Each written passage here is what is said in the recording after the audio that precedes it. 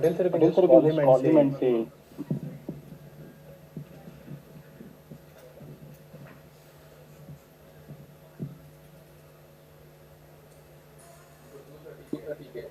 हाँ, It's it's 219. 219.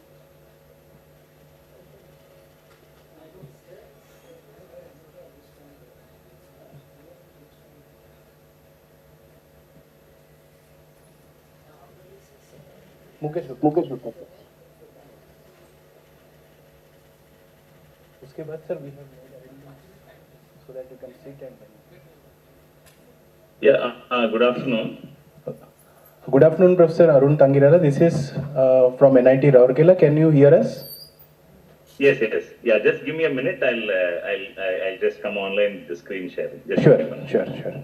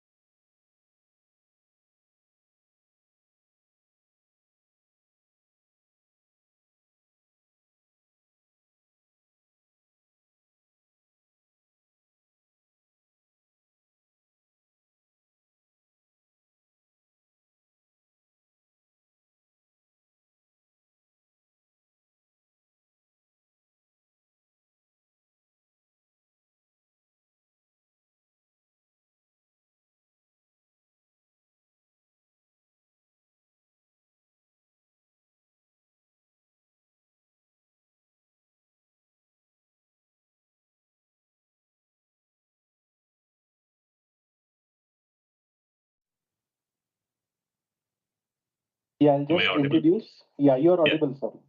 So we are honored to have with us Professor Arun Tangirala from IIT Madras. So he will be enlightening the audience about the happenings of NEP at IIT Madras and also advising us on our deliberations and our brainstormings which have happened over the past 2 days. Professor Tangirala, soon after this, we have another physical in-person session. After this, we have reflections and deliberations, which is a sort of a panel discussion which we are going to conduct over the brainstorming and deliberations that took place over the past 2 days. Few words, I hand it over to you, Professor Tangirala, for your talk. Sir, please. Yeah, thank you very much. It is indeed an honor to be participating in this workshop and hearing out several eminent speakers. I've been following quite a few talks since morning, and I think some excellent points have been made. Before I begin, I want to really congratulate NIT Rourkela on embarking on this mission and taking all the pains to make sure that we are aligning ourselves, or let's say realigning ourselves in the modern era so as to achieve academic excellence. And I would like to particularly thank Professor Uma Maheshwar, Director NIT Rourkela, for inviting me. As one of the other speakers had mentioned, it indeed came as a surprise. And it's a great delight to be talking to you. Now, what I'll do is first let me share my screen and then I'll outline the agenda of my talk.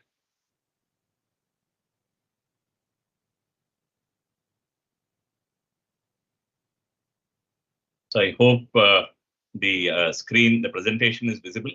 Yes, sir, it's visible. We could see achieving academic excellence in the modern era. Yes, correct.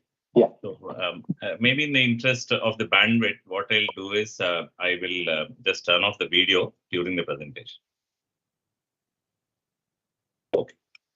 All right. So, of course, the expectation of my talk is to give you some idea of what we do at IIT Madras with regards to NEP 2020.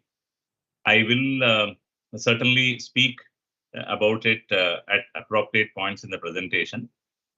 But I thought I'll take this opportunity to present a few thoughts of mine in my capacity as a faculty member here and also as a chief coordinator of Ministry of Education project called Swayam Prabha, which is in its second phase now. And I talk about Swayam Prabha as well. So that has given me plenty of opportunity to look at education, not just engineering education, but also in other disciplines across the country and understand the needs of the learners in the university system. So the broader theme of my talk will be about achieving academic excellence, of course, in the modern era, but in the context of the workshop that we are handling about, we are looking at today.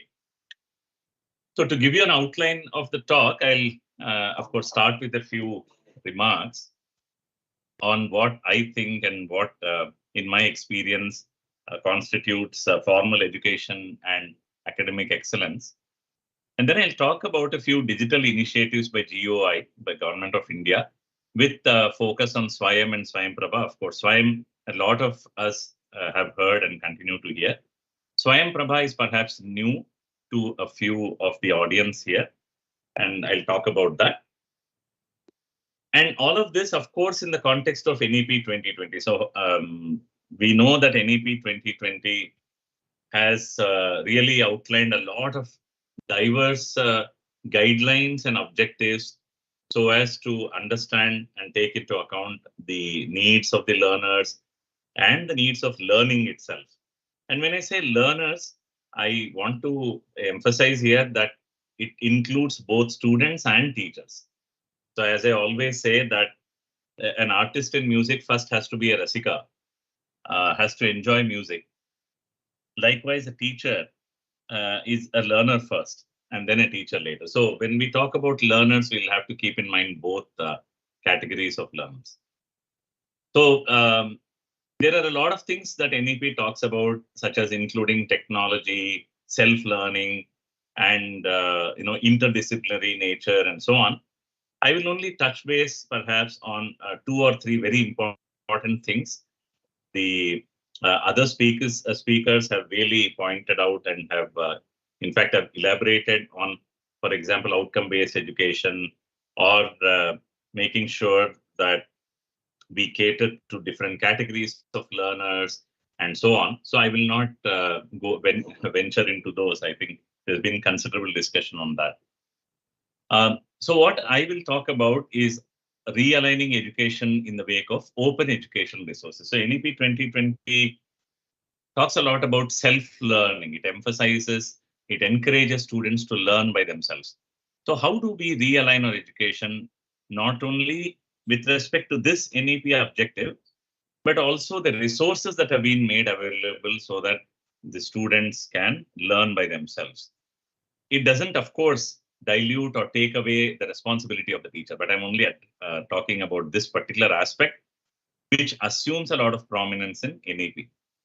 And then there was a very brief mention, very nice mention by Professor Jaikumar, this in the pre-lunch session, about the role of library as he spoke about outcome-based education. I'm going to expand on that and put forth some suggestions on how we can reinvent or realign libraries for academic excellence. And then, of course, I'll close my talk with a few concluding remarks. Okay, so just to get an overview, all of us are familiar with this, but the purpose of this schematic is not really enlighten ourselves on what constitutes formal education, but importantly, to ask ourselves in each of these components, what is our score? Where do we stand? And it could be a qualitative assessment or a quantitative assessment, just as the way we expect students to self-assess themselves in their learning. Every institute is required to do a self-assessment, and we do that. But I would like to do this assessment in the context of, in this schematic, with respect to this schematic. What I'm showing you here are what I think are the different components of a formal education. And institute, of course, plays a great role in terms of framing policies and implementing policies, and of course, admission criteria and etc. I mean, really, a lot of it is the focus of this workshop. Then teaching, which is, of course, at the heart of the formal education, which again involves teachers, recruiting teachers, training them, the methodology of teaching, etc. And then you have the peer education, right? So I'm going to talk about the remaining three very soon. So you have institute, teaching, and peer education, which peer education involves learning life skills, parental guidance at a, let us say, in the K-12 education, I would say a period of one's life. And life skills, of course, we continue to learn through peer experience. So these three are very, very important, without which formal education doesn't happen. Now, libraries have been an indispensable components of formal education. And we know that very well, that people have time and again, students have time and again turned to libraries for books, learning materials, and so on. But unfortunately, today, libraries are, and I kind of almost literally mean this, being the summer, students visit library not necessarily to learn, but to really have a nice time in the air-conditioned rooms of libraries. So obviously, we don't want that to happen. We want libraries, again, to be the learning center. So what do we do with regards to that is something that I'm going to talk about towards the end. Let me turn my attention towards the other two components which constitute or which draw, I would say, very, very important attention in National Education Policy 2020, which is the role of technology in learning and / teaching, and of course, self-learning, as I talked about. So these, particularly, I would say technology and self-learning are kind of very new. It's not self-learning, I wouldn't say so much, but technology now has really assumed a very, very important place in education, right? From the school education all the way to higher education. And this is both for the teacher and the learner. And the question is now, how do we make best use of this technology? NEP does talk about that a lot. And I'll briefly talk about that very soon. On the other hand, now self-learning, which has actually been the pillar of, I would say, learning. In fact, we as teachers always say that we learn a lot during teaching more than when we were students. And that's because we go through a lot of self-learning in order to, while preparing for our classroom lectures. So the same applies to students as well. And since NEP is emphasizing so much on self-learning, especially by making available online content, online resources through NPTEL, through SWAYAM, through MOOCs and SWAYAM Prabha and so on, the student of today has to be trained in learning from the available material. This demand was not so much, I would say, about 30, 40 years ago, but this has now assumed a lot of prominence. Again, so put together, I would like all of us, regardless of which institute we come from, ask ourselves, where do we stand with respect to each of this, right? And then make changes. Okay, so the assessment, of course, is for achieving excellence in education. And I've listed here, these are an omnibus list of criteria that are I would say that that contribute towards excellence in education. So if we have to achieve excellence in education, we will have to have appropriate strength of faculty, diversity and quality of resources, etc.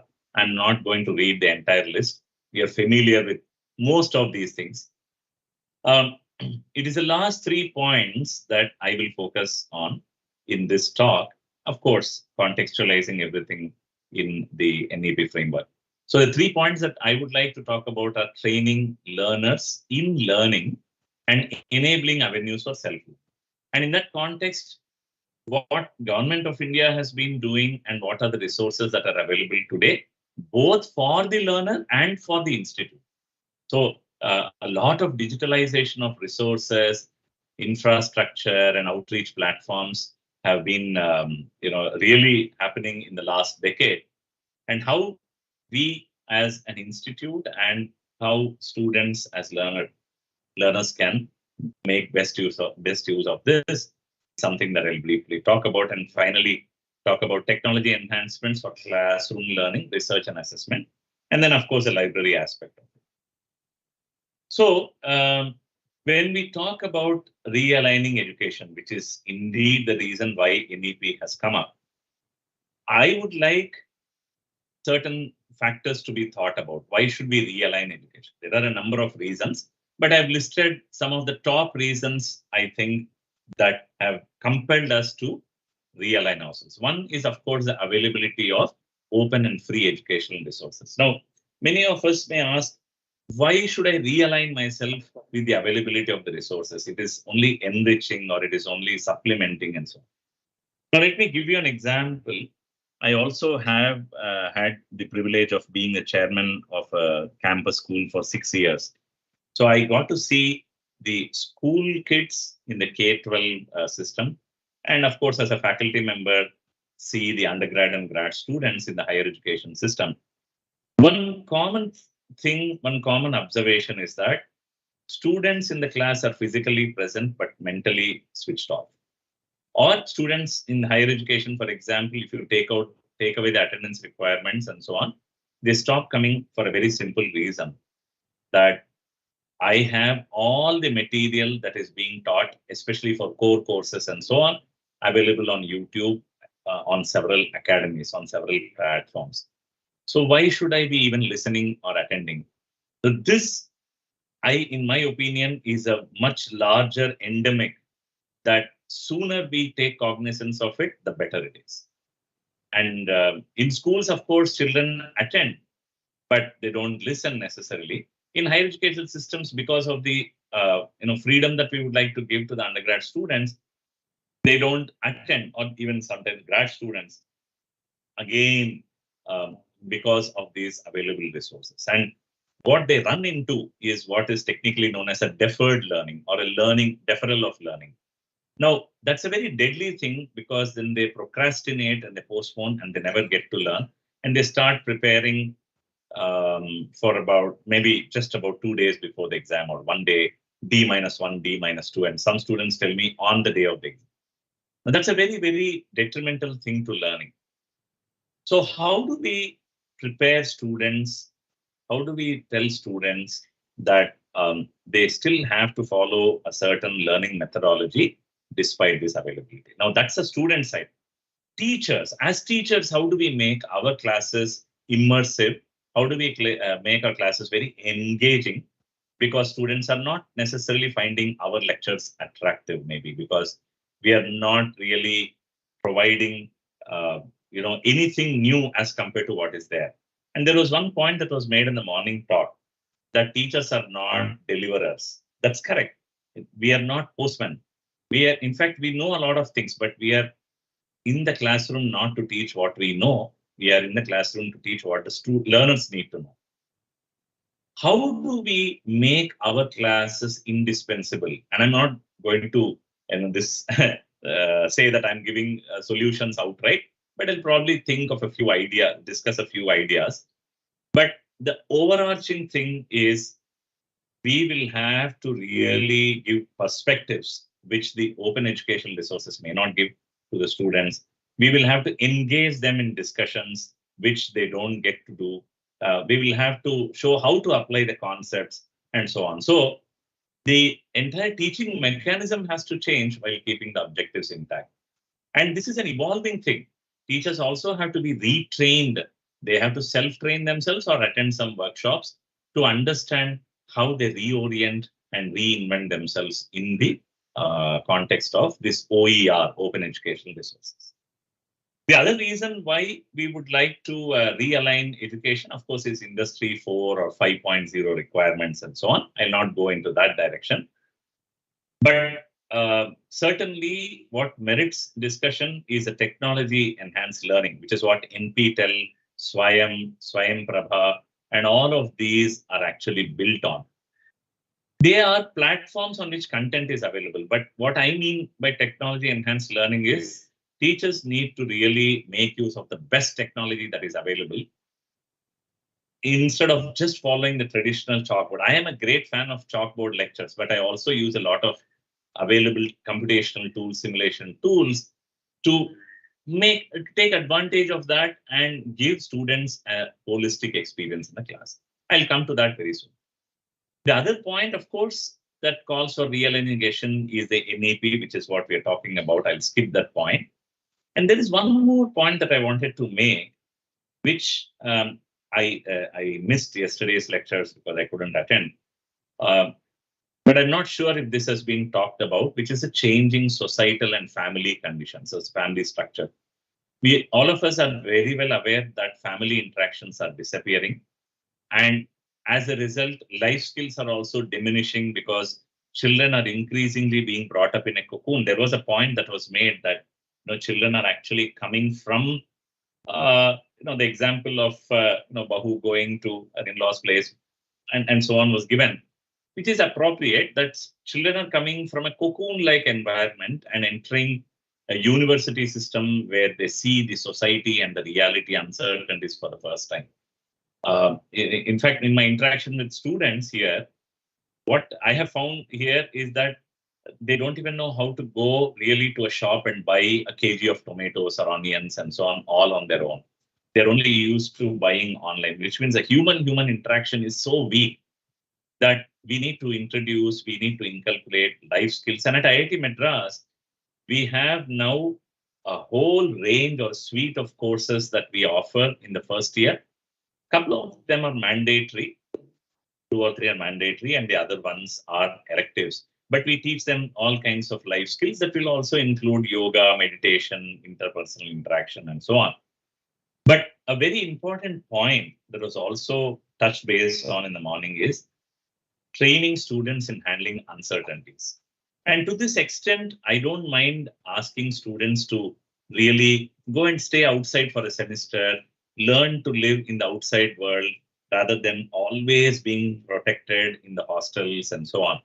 So that is also a very, very important part of the training and the development, because they're not just signing up for a degree in mechanical or chemical or electrical or computer science. They are actually signing up, as I always say, for a degree of transformation. So we'll have to really bring in all those components that will achieve that.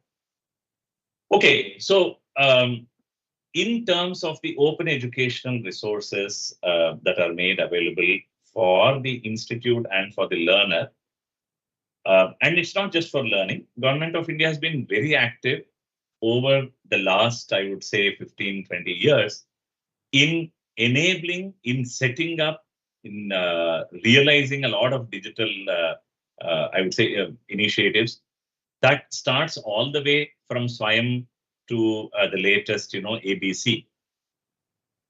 Now, for your convenience, I have just categorized these different initiatives into different, I would say, categories of operation or components that is involved in a formal university learning or university setup. So if you're looking at content or courses related to curriculum, standard curriculum, and which also offers certification, we already know that SWAYAM offers a lot of massive open online courses that includes NPTEL and to a certain extent GYAN. And all of us know how popular NPTEL today is, and many of the teachers, many of the universities today, including IIT Madras, have incorporated or allowed students to take NPTEL courses for credit, and this credit will be counted towards their BTech degree here. So I'm sure NIT Rourkela is also doing that. I've seen that, but I'm just taking this opportunity to highlight that fact that we can really leverage this content and assign credits, suitable number of credits, and from time to time evaluate what proportion is allowed and so on. In terms of pure content, without any certification, Swayam Prabha, which is a DTH based, meaning direct to home television based thing, I'm going to briefly talk about that because that's a less known initiative as compared to Swayam, and it's also much younger initiative. I'll talk about that soon. Then, of course, you have NPTEL and InflipNet, GYAN, and so on, giving the content as well. In terms of the resources available for the learners, there is again InflipNet, there is a National Digital Library of India, again centered at IIT Kharagpur. GYAN is also coordinated by IIT Kharagpur. NPTEL is coordinated and Swayam Prabha coordinated by IIT Madras with, of course, various participating institutions. Then you have eShodh Sindhu for researchers, for grad students, even for undergrads. They can really search through this database. You have e-Acharya, you have e-Vidwan, and so on. So many resources are available. The question is, are our students and the institutes at large fully aware and available of these resources? Therefore, it may be a good idea to even have this in the institute portal, giving this kind of a categorization, helping students navigate through these different initiatives or resources, and so on. And libraries can play a huge role there. Then when it comes to pure learning, right? You're learning some subject, could be a teacher or a student. There are so many initiatives. By no means this is exhaustive, but fairly comprehensive, I would say. So you have FOSSEE, spoken tutorial, all coming from IIT Bombay, virtual labs from IIT Delhi. And I'm only mentioning the coordinating institutions. There are always many participating institutions. And in terms of management of certificates, awards, and so on, we are aware, or credits we are aware of this National Academic Depository, DigiLocker, and ABC, and so on. I think it's very important that the students and the teachers are aware of all these initiatives and they know when to turn to which resource in a given situation, which I think can be a part of the improvements that NIT Rourkela is planning to bring about. So just very quick tour of Swayam and Swayam Prabha. Swayam is an initiative of GOI, as we know, Government of India, to achieve access, equity, and quality in education. And there are video lectures, there are reading material, and there are self-assessment tests. Primarily, the Swayam is aimed at providing certificates, and most of the content of Swayam is university curriculum based. Whereas you look at Swayam Prabha, which is an open educational resource initiative via DTH, it has 34, basically it is through television, and the main motivation for Swayam Prabha was that, and is also that, in many parts of the country, internet is still a privilege.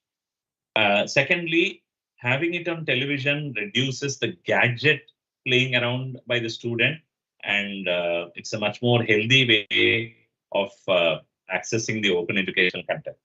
But the larger reason, as I said, is the lack of access to internet. So Swayamprabha was initiated in 2000, around 15, 16, and it has gone through one 5-year phase, and it is in second phase. Currently, it has 34 channels, and the content is broadcast on a 24/7 basis, 4 hours of fresh daily content. And a lot of it is curriculum-based content. And the nice thing is it caters to all levels of education, school education, undergrad, postgrad, vocational courses. And the curriculum includes everything. Unlike Swayam, which is catering mostly to engineering, arts, and humanities, Swayamprabha caters to arts, science, commerce, name it, medicine. In fact, Swayamprabha is perhaps the only open educational resource that has MBBS content in it. And then there are, of course, social sciences, engineering, and so on. So the first 12 channels of the school of Swayamprabha is dedicated to school education. There are also modules for teachers training and so on. And there are very, very specific modules also for children with learning disabilities. Then you have the remaining 22 channels that are dedicated towards higher education in all the fields that I mentioned earlier. Right now, Swayamprabha is in its second phase. And on the right-hand side here, I show the new wings that Swayamprabha 2 is looking at. We want to increase accessibility, so which means that we want the content to be accessible to a larger audience, either by setting up learning centers or translating the existing content into 13 regional languages recognized by the government of India. And we also want to be able to connect with learners. So because of the DTH-based learning, unlike Swayam, which has YouTube, which is an internet-based learning platform, the interactivity doesn't exist. But now we are introducing WhatsApp-based interactivity, QR code-based interactivity, and also planning to set up learning centers where people can actually go and learn. And this is one thing that I want to caution all the institutes, including IIT Madras, including NIT Rourkela, Warangal, all the institutes, that while online learning is very, very attractive and it opens up education to a much, much larger number of audience, it comes with its perils, as we are aware. And one of the biggest peril or shortcoming of online learning is a lack of peer-peer experience, which is, I would say, much, much more important in many situations, because students generally tend to forget, and so do teachers, tend to forget content that they learn in a semester. But what remains with them is the transformational change that they go through due to peer-peer interactions, the networking that they establish. That unfortunately is minimalistic or zero in online thing. So it's always a good idea to embellish any online program. And if this can be taken as one of the recommendations from my side, that whatever online programs that NIT Rourkela is planning to do, embellish it with regular interactions and bring them to your campus, in batches. Let them interact with each other, get to know the campus. It's a great idea. It's a win-win situation for both the learners and the institute. But that interaction is extremely important and should not be sidelined at all, which is what now we are trying to bring into Swayamprabha. Of course, we are most likely to expand our 34 channels, or in fact, 22 higher educational channels to 60 channels. Our idea is one channel, one discipline. That is what we want to do. And we are also now incorporating quality checks and so on. So that's the idea. And finally, one of the highlights of Swayamprabha is, and which is perhaps even other institutes can really tap into, is while 70 to 75% of the content is standard curriculum university based, since we want students to explore as they are learning, the learner should know other things. We have dedicated about 25 to 30% of the content to other kinds of other cadres or genres of content, such as perspective series. So we plan to now have researchers giving perspectives. So it's not about learning, in the standard classroom way all the time. You want to be aware of what's happening. Or for the first time, not now, what we are doing is we are recording high quality conferences. So if you or your colleagues elsewhere are conducting high quality conferences and you want Swayamprabha to record, of course, with the permission of the speakers and the conference organizers, we'll be happy to record and broadcast it. Now, this really is the first of its kind in the globe. And we hope that many undergrads and researchers can make best use of it, including teachers, of course. Because as I said earlier, this connects very well with what I mentioned earlier, that today teachers have to make their lectures indispensable in the context of the open educational resources. One of the ways of doing that is to connect the material that's being taught with what is happening latest. How does it translate to research? What are the latest things that are happening? Which the standard content, the open educational content will not be discussing. That makes the class more exciting as well. So this symposium series hopefully will give fodder for that. Then we also plan to have tutorial series. So we plan to we have already quite a few, quite a lot of content on it, but we plan to really expand it and scale it up in a big way. So, okay, so let me come back. So that's about Swayamprabha. Maybe 2 or 3 points. One is, of course, the impact of open educational content. I've already talked about it. I'll just present a couple of solutions that I think are good. Maybe can be implementable, not in every course. In fact, there is this mention of this flipped classroom models in NEP. I'm just going to briefly expand on that. And then I'll talk about maybe a few minutes about using technology and close with my ideas for reinventing libraries. So one of the solutions that is being, or one of the recommendations of NEP, especially with the open educational content being available, is self-learning. Now, I always feel that reading a book is trivial, but learning from resources is absolutely a non-trivial exercise. And therefore, something has to be done, because self-learning involves so many different things that I've listed here: identifying and framing the objectives, finding and evaluating quality of resources, organizing the relevant material, budgeting the time, rumination, reflecting what has been learned, and very importantly, self-assessment. No learning is complete without self-assessment. Here is where I feel universities should seriously consider offering, number two, doing 2 things. One is what I have written here: offering a course or 2 on self-learning.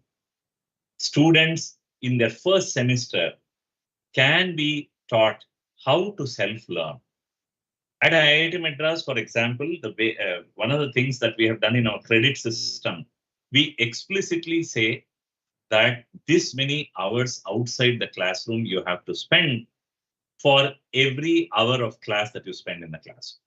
So, for example, if we have a 10 credit course, it means that it is a 3 hours of lecture, 1 hour of tutorial / practice, whatever, and 6 hours of outside classroom learning. So we are telling them seriously, this is the amount that you have to spend. So we are making it very explicit, which was otherwise implicit earlier. I'm not saying that we are offering a course on self-learning, but soon I'm going to really push for this, request the director and the Senate to introduce or to accept a course on self-learning. We have a teaching and learning center, but that's really not what it is, catering to. In the sense, it is catering to the trained teachers mostly, and maybe some postgrad students. But here we are talking about training undergrad students and grad students on self-learning. That is first thing. Secondly, libraries can play a huge role, for example, in points number 2 and 3, finding and evaluating quality of resources and organizing the relevant material. I'm going to talk about that very soon. And perhaps even libraries can set up self-assessment tools. And the third thing that universities can do is prepare a self-assessment diagnostic tool. Many universities, I did a literature search, many good universities are doing this. They're coming up with their self-assessment diagnostic kits that they distribute to students so that they know where they stand with respect to their learning. Okay, so the other important thing is the flipped classroom model that teachers can adopt in the wake of this open educational resources and also to promote self-learning. So just to put flipped classroom model in perspective, I don't know how much of it is being implemented currently in NIT Rourkela, but at IIT Madras, a few faculty have been trying out and there have been varied experiences. But the success of a flipped classroom model rests on two very important things. One that I already talked about, which is self-learning, and two, how you implement this. So let me talk about that.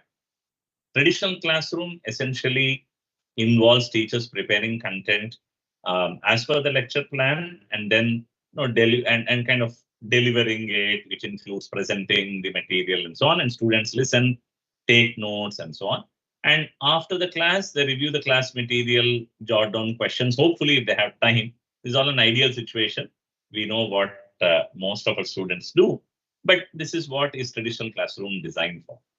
Whereas the flipped classroom has a kind of it has a mean shift. Before class, the students watch the prepared content, they take notes, and then they come to the classroom with a different initial condition. And during class, there is a lot of engagement happening in discussion. Actually, it's a very, very nice model if your students are able to do that. But unfortunately, becomes very difficult to implement straight away for large classes. Therefore, I never recommend this for core courses. I would recommend this be implemented initially in electives. And at a recent, there was a recent meeting held by Institute of Academic Excellence in Hyderabad. I happened to be one of the speakers there.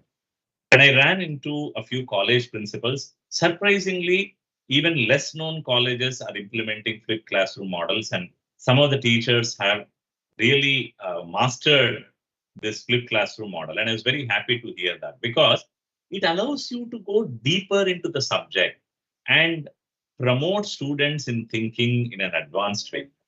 Now, one of the pitfalls of or perils of flipped classroom model is that there can be a deferred learning syndrome that can happen. Okay, because the lectures are being shared earlier, I will watch later. In order to avoid that, one can actually conduct simple quizzes, very simple quizzes. You don't have to really rack your brains on setting up the question paper. Simple quizzes every week to make sure that they are on track. This very simple sutra really has helped quite a few faculty. There are, of course, other perils that typically literature points to. For example, it can potentially increase the digital divide. I think this can be addressed easily. In an institute setup, it's easy to enable this. For example, libraries can play a big role in mitigating this first demerit. Increase screen time, yes. And perhaps that is where you can have at least one or two large displays where many students can sit together and watch. And yes, there is significantly more effort on the teacher's end, but there is no gain without pain. Interactions can always be addressed. In fact, I would say in flipped classroom model, there is more scope for having students learn from each other. But so those are some I have implemented it both ways and so on, of course, in my electives, and it has helped. But then there's also been mixed feedback. Some students have said, hey, watching you teach online is different from watching you teaching in classroom. And I agree with that. But during the discussions, if subtle concepts can come up, then that kind of makes up for it. And it also depends on how you recorded the lecture. This is something that I wanted to say as well. If you recorded the lecture in a studio content, in a studio setting, then the great spontaneity, which is a very, very important element of teaching, may not surface, may not show up.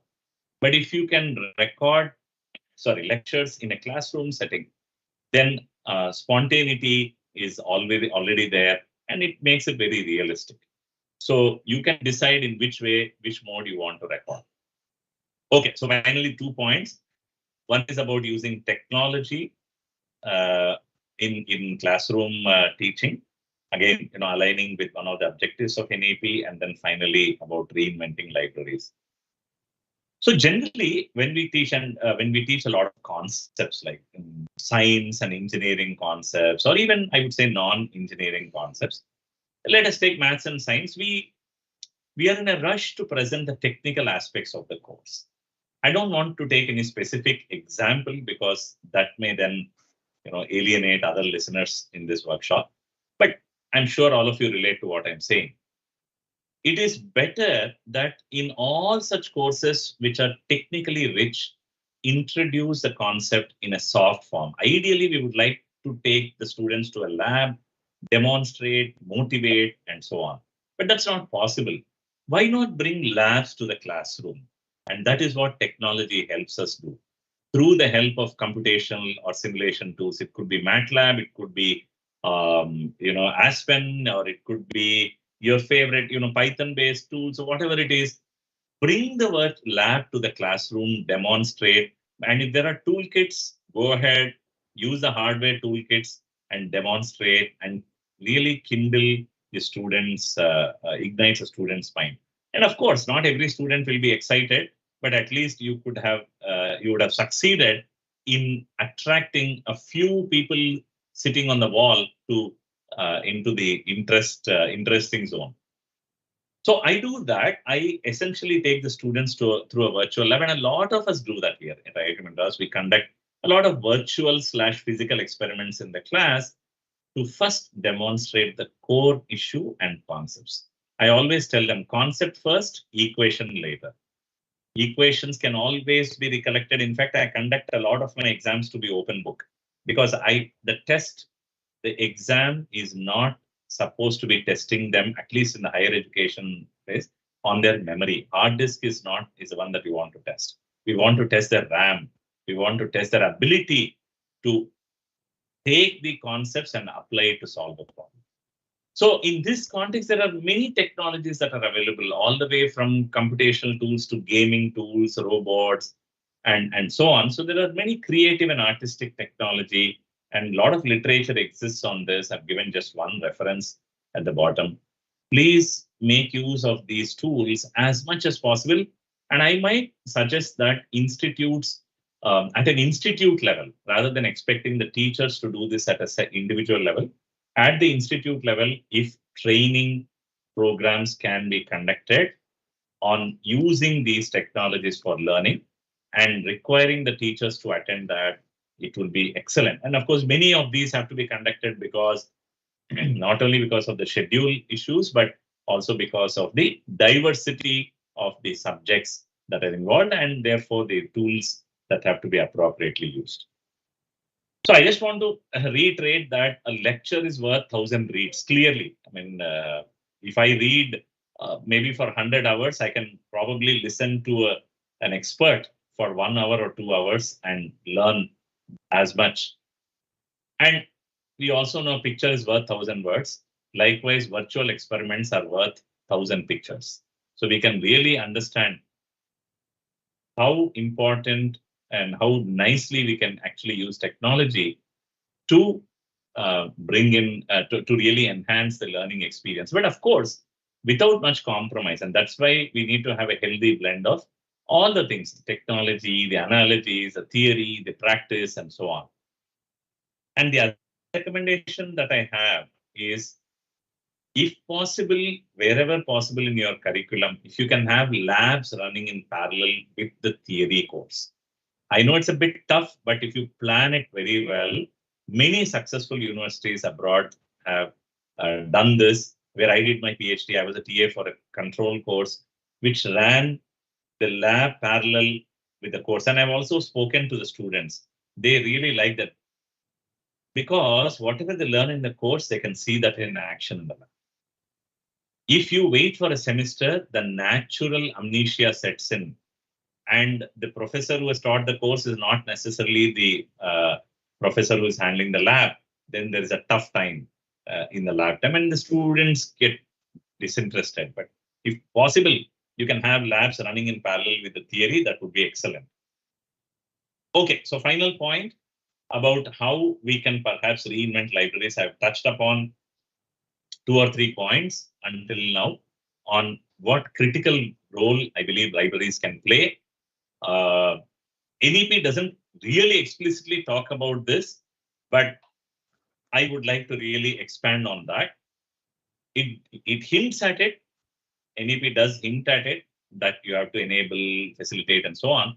But I want to put forth a few ideas, and it's up to the institutes to really take this forward in their own best possible way. So interestingly, whatever I'm going to present comes out of a talk that I gave at a conference on libraries that took place in November at Banaras Hindu University. This was called Caliber 2022. It was the first time I was attending this conference, and I found myself amidst numerous librarians, and I was really wondering, what am I doing here? Then it struck me that, look, as an educator and in education, as a student, we have been seeing the library, but as an educator, and even perhaps at an institute level, the first time I was looking at the role of library, and it occurred to me that there must be this problem elsewhere in the world. And interestingly, there is so much, there are so many commonalities of the issues that we face today with respect to libraries across the globe.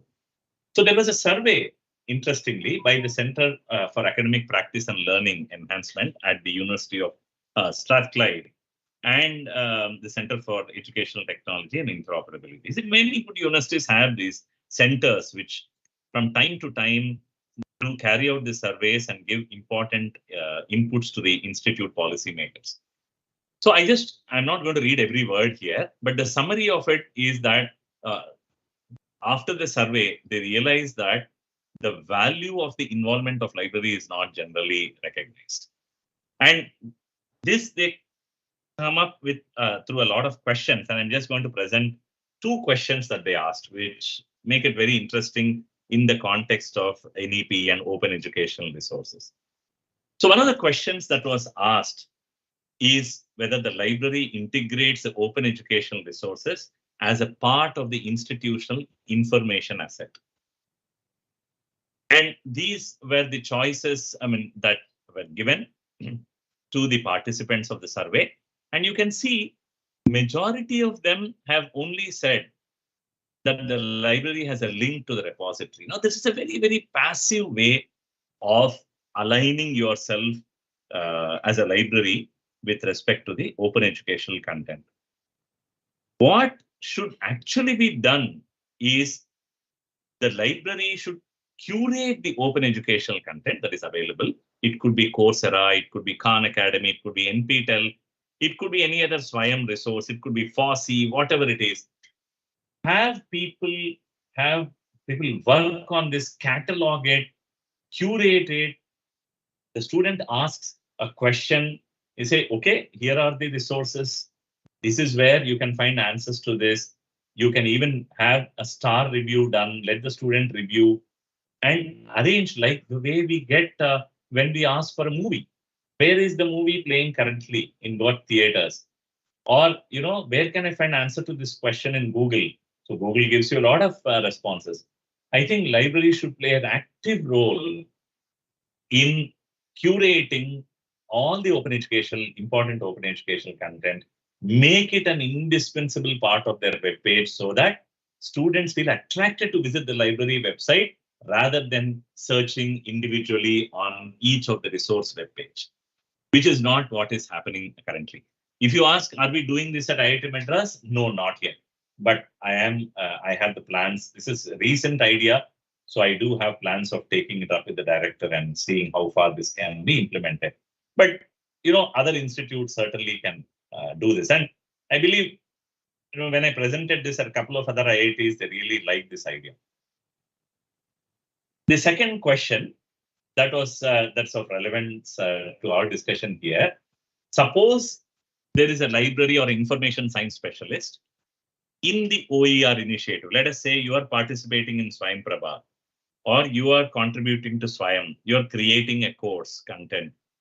Then how do you involve the library? Should you involve the library? Yes, of course you should involve the library, because any open educational resource initiative, if it has to be searchable, then clearly the metadata has to be in place, and no other persons than librarians will know what kind of metadata the courses, the content should be tagged with. The librarians can actually provide a lot of insight into how the course can be not only tagged, but also arranged based on the learner's needs. They have a lot of experience with the practical aspects of the learner using these open education resources. So, in light of what I have said, there are 4 directions I think libraries can proceed, and then I'll come through. So the first direction in which libraries can reinvent is turning themselves from repositories of hard resources. Nobody comes to the libraries to borrow books anymore, which was also mentioned earlier. But if you turn libraries into or you think of libraries as curators of digital open educational resources, including categorizing, customizing, modularizing, and so on, I tell you, learners will simply love it. They will come, they'll not just visit the website, but they will come to the library to use your computers for doing this, for searching, skimming through what you have done, and they will be enjoying their time there rather than enjoying simply the air conditioning rooms. And the second thing that libraries can do is turn themselves into physical and virtual learning centers, rather than just merely staying as physical spaces for studying. I'll give you an example. See, today we have enormous technology to get access to interact with anybody in the world. So why not have authors of some very popular reference books that you are having in the courses, write to them, ask them, find out if they are able to come online for 1 hour or 2 hours, have teachers and students interact with them in the library, set up an entire floor for such interactions. There is no visa required, nothing, no modalities. You just have to enable an internet connectivity, a high fidelity internet connectivity, nice display, all the things that are available now standard, and let the teachers and the learners, the students, learn directly from the author. If there are some tough things in the tough portions of a book, or some portions that are really nice, if they can interact with then they become more enriching. The experience is enriched by interacting with the author. And it could be not just of a book, but also of the open educational content. Let's say you're recommending an NPTEL course to your undergrad students in mechanical engineering. Contact the content creator, request him or her to come online, have an interaction. Turn your libraries into virtual and physical learning centers. If possible, invite them in person as well. And the third, the penultimate direction, is to turn libraries from passive houses of textual content to active centers of virtual labs. I've just coined this word called libraries. Have an entire floor dedicated to virtual labs. Let students go and play around. They're not going to demolish anything. It's a virtual lab.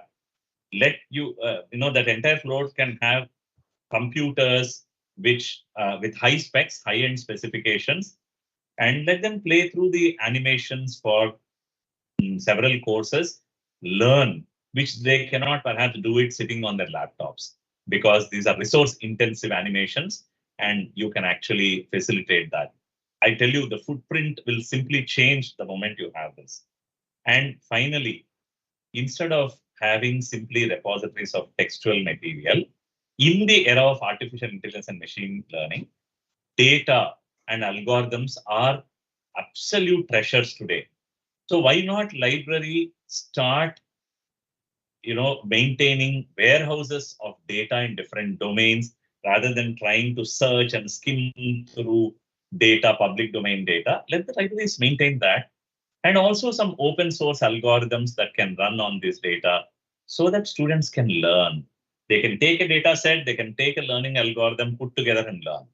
Again, these can be resource intensive, so they can't do that maybe on their laptops. Some of them can, but depends. They can come to the library or they can sit at their place of convenience and make use of these facilities. I think these can go a very, very long way in making libraries indispensable and essentially transforming libraries into disseminators of an open educational resources, or you can say even catalyzers of content creation. Okay, so with this, I will stop. And of course, people can use NLP tools, set up interactive tools for learning and so on. These are advanced things. We are working on this at IIT Madras, for example. We have a very strong team that uses NLP, and I'm also engaged in developing assessment tools using NLP, which can be built around the content creation. So it takes all the passages that are there in the content, creates simple review Q&A, and makes it available to the learner. So that is one major project that we are involved in. And so, all right. So I think with this, I'll stop. Thank you very much for patiently listening to what I have to say. And the floor is open to questions. Thank you very much.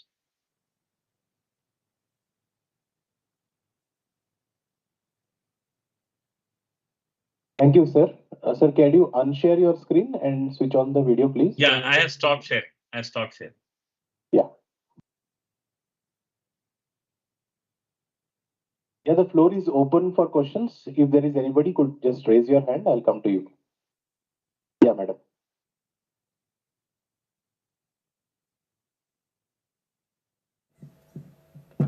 Sir, your talk was really very much relevant.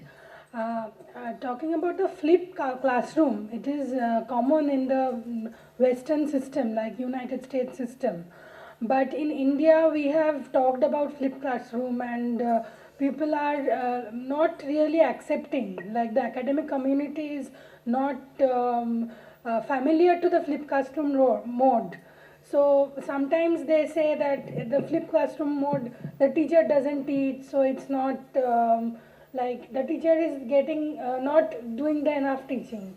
So how would I justify? Like I am really in favor of the flipped classroom mode, but also due to lot of data available in the internet, sometimes I have done flipped classroom from my experience in the West. I have seen that the internet data our students are taking and they are misinterpreting.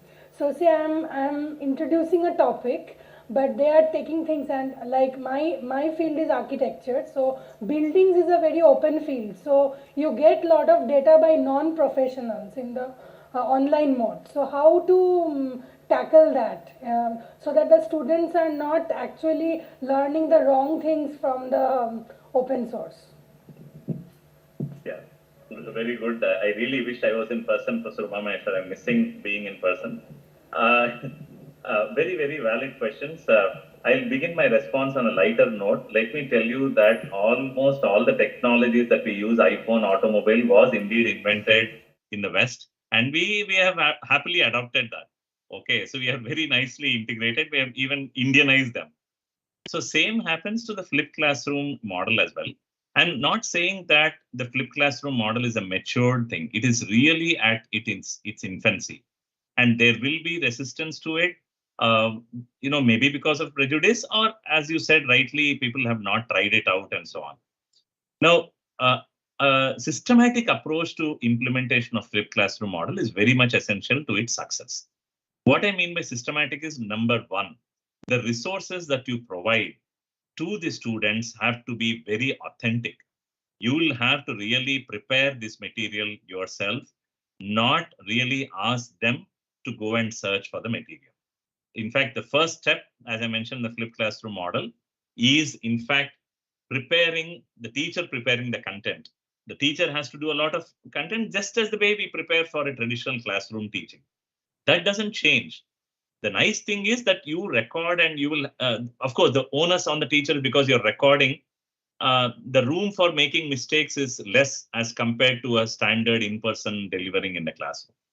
But having said that, the accuracy and the authenticity of the content that you prepare has to be taken care of. I don't think you should, at least in the current stage, especially when you're teaching undergrads or any learner, leave it to them to find the content. That is point number one.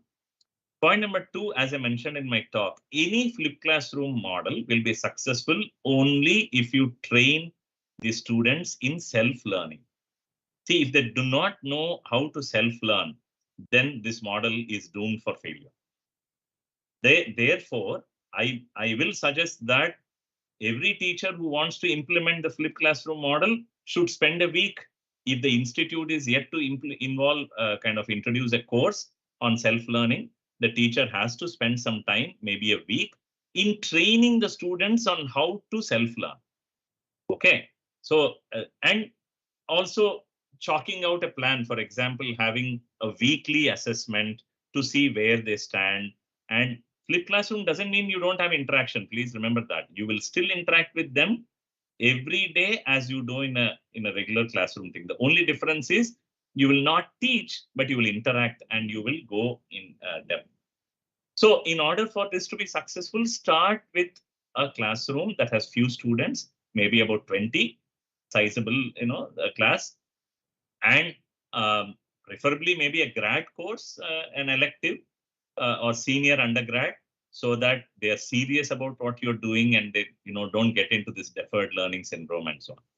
So slowly we start and we master and we customize it. So if you want more details on how to do this, yes, you can write to me and I can tell you, probably guide you through how to conduct this. Okay. I think we'll take one last question. Good afternoon, sir. Thank you for your wonderful talk. I have one question. You told about students being physically present but mentally absent. Currently, what I'm seeing is that the attention span of the students is very small. The kind of stimulation they have from the mobile phones, and they cannot listen to the lecturers or the teachers for a considerable amount of time. So, how to engage them? And on a lighter note, I tell in the classroom that when I was watching movie RRR, and the movie was so visually, so much of information was there, music was there and everything, and I find one person is opening his mobile and watching it. Means even with that amount of engagement is there, but still they're getting bored or something. So in our classroom, how do we engage them? I mean, that's my question. Sure. Yeah. I mean, a very, very relevant question troubling all of us at several layers. Of course, it'll take a lot of time to discuss the complete solution, and maybe we don't even have a complete solution to this. Each teacher has to discover. But I'll give some broad guidelines. At least I'll tell you the way I do it in my class. The first thing that has to be done is, I always say, give this example of why Kamsa attained moksha in Mahabharata. I mean, if you take, the Bhagavatam and so on, Kamsa sees Krishna as an enemy, but yet he actually is given moksha. And when the Gopikas ask Krishna why Kamsa is given moksha, liberation, Krishna simply says, he is able to see me everywhere. Okay, so what is the connection here? As a good teacher, as an excellent teacher, we should be able to see the subject that we teach in all spheres of our life. And then we are, eligible for liberation, or we are really qualified to teach. So the point that I'm trying to make is, the first thing is we should be able to help students connect our technical subjects with the realities that they experience on a day-to-day basis. That means we don't give, again, non-technical examples. A lot of times I give them non-technical examples. And this is based on the communication theory that we teach in electrical engineering. See, what do we say? There is a message signal and then there is a carrier signal. So the carrier signal is only helping the message signal. As a teacher, we want to give out a message. This message in raw form has such a poor reachability that it doesn't reach the carrier. It's a carrier signal that actually helps the message to be carried out. And the simple example that I always give is, suppose, let us say, in youth, there is a guy who is romancing with his girlfriend and he wants to give a message. She's on the 3rd floor. The paper doesn't have the ability to fly. So he wraps it up in a stone and throws it. Of course, the girl should not confuse the stone for the paper. It's important that the girl actually understands that the boy is trying, the message is in the paper. What I'm trying to say is encoding and decoding. So we should encode our messages, our content in a wrapper that they are able to relate to. So if you are able to do that, one success is achieved. They are able to understand, they're able to relate to real life content quickly. Secondly, what is important is the interaction. You're absolutely right that today's student, I would say even faculty, I'm not sure how much attention span faculties have in faculty meetings. So very important that we break that monotony by asking questions. And you can also use your TAs if you have. Otherwise, also you can just flash a question or a video, something on the slide. You mentioned RRR. Have a nice animation. In fact, I teach a lot of signal processing. I tell them how signal processing is implemented in movies. Okay. I talk to them how signal processing happens in theaters and so on. That actually, they remember at the end of the class or the course, they come and say your real life examples were very helpful in understanding. So break the monotony of your lecture with some non-technical stuff, but related stuff, and ask questions and make them think. That really helps a lot. And thirdly, of course, some surprise quizzes, one or two very simple questions so that they come prepared and so on. There are other aspects, but in the interest of time, I will stop here. I'll probably leave the floor back to. Yes, sir. You, sir. The floor is yours. Yeah. I request Director, sir, to felicitate Professor Arun Tangirala and also say some closing remarks, sir. It has been absolutely a learning experience for us also about the OERs and what exactly is the effectivity in the present context, the libraries, what really have the libraries have to really turn out to be, the learning centers and the repositories of the various forms. Okay, and then here on behalf of all my faculty members, virtually I'm trying to really, trying to felicitate you, but then it will be reaching you. This is a shawl, which otherwise, if you were physically here, I would have had the privilege of really giving you the shawl on your. It would have been my honor, sir. It would have been my honor. It's an honor mutually, right? To felicitate a teacher for a teacher is a great honor mutually. Yes, sir. And it will be reaching you, and you have thrown a lot of light on OERs symbolically, right? What you just now said that, right? Sometimes we just have to do a little bit of storytelling or symbolic representation so that the teachers are getting back to the classes. And so this is the way in which we are trying to show that you have thrown light on our endeavor to create a new curriculum which will be effective and then involving the students in total. Thank you very much for your time, sir. And we missed you in person. In future, probably, right? We will try to get another opportunity so that you can address our teachers as well as the students. Thank you very much. Sure, sir. Yeah. So I just want to say a few words. Thank you very much. I'm really honored and touched. In fact, I ran into you briefly in my last visit to the Department of Chemical Engineering when the academic audit was happening. So I happened to be one of the members auditing the chemical engineering curriculum. And at that time, I had run into you at a guest house. I didn't get an opportunity to meet you again, but I look forward to interacting with all my colleagues there and with you, and seeing in whichever best way we can benefit from each other. Thank you very much. Sir, thank you, sir. With this note, on behalf of NIT Rourkela, and as you just told that you will, there is a necessity of a carrier. So we will expect you take a carrier, and you are our message signal, and you will be here as soon as possible. So with these words, it will be closing remarks from our side, and thank you very much for joining. Thank you, sir. Thank you. Yeah, our next session would be the in-person session by Professor Mukesh Gupta. Sir, please.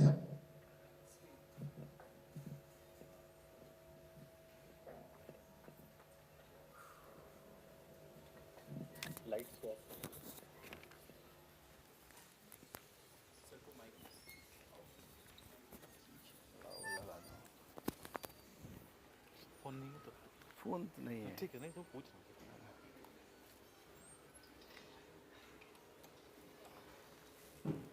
एक ही और एक लगेगा लगा दीजिए बाद में तो क्या लगेगा Professor Mukesh Gupta would be speaking on the role of CSAB in the new National Credit Framework. Yeah. Sir, please. Thank you. Thank you, sir. Am I audible? Also, नहीं वहाँ से दीजिए. हेलो. सर ये front है sir, ये back है sir. ठीक है सर. मैं ये फ्रंट कर रहा हूँ. Thank you. और ये बैक है. हाँ. और ये थोड़ा इसका रेड अगर चाहिए. ठीक. थोड़ा इसको स्क्रीन को ये करो. Thank you. Since morning, we have been, since morning, since yesterday, we have been listening about the national education policy and the national credit framework. And I think we have heard a lot that national education policy offers as education with skill, with option to have flexibility, and with option to have the equitability of the degrees, equitability of certificates. That's all along we have been listening. So much so good it is, so much so opportunity it offers to the students, that the students have multiple choices to move between different levels of studies across different branches within the institute. From the second year to third year to fourth year, they may go out with the certificate, come back at any time, point of time, and continue their study. They may have, maybe at completing after 20% of the degree, that's first year or the second year or third year, whatsoever. NEP has gone beyond this, that it is also offering, at least for NIT Rourkela, that we may be able to move across the institutions,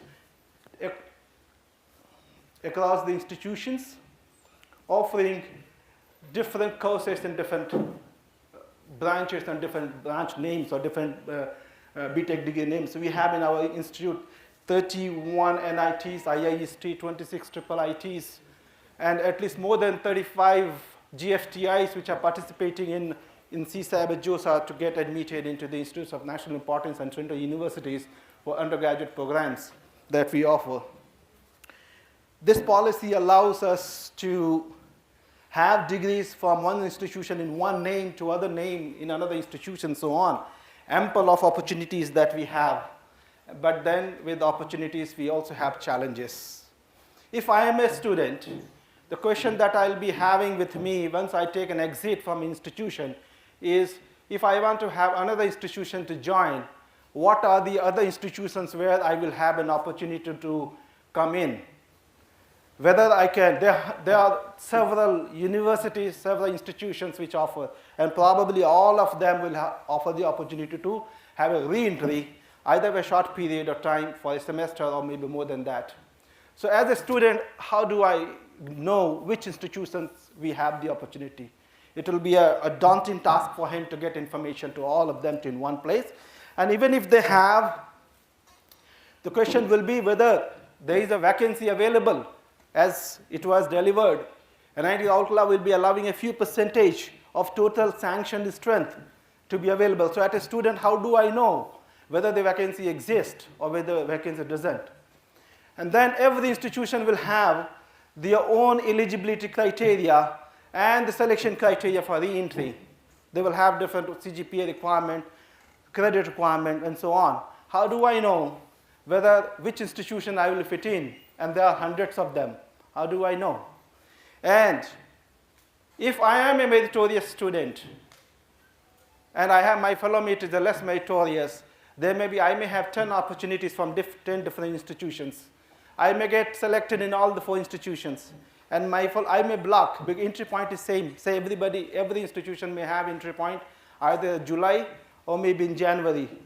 And if I block all the seats in all the institutions, my fellow mate who may have less meritorious, say for example, the UGC said the CUET entrance examination will be one of the requirements. So if my fellow mate has less score, I block all the seats and that seat goes vacant.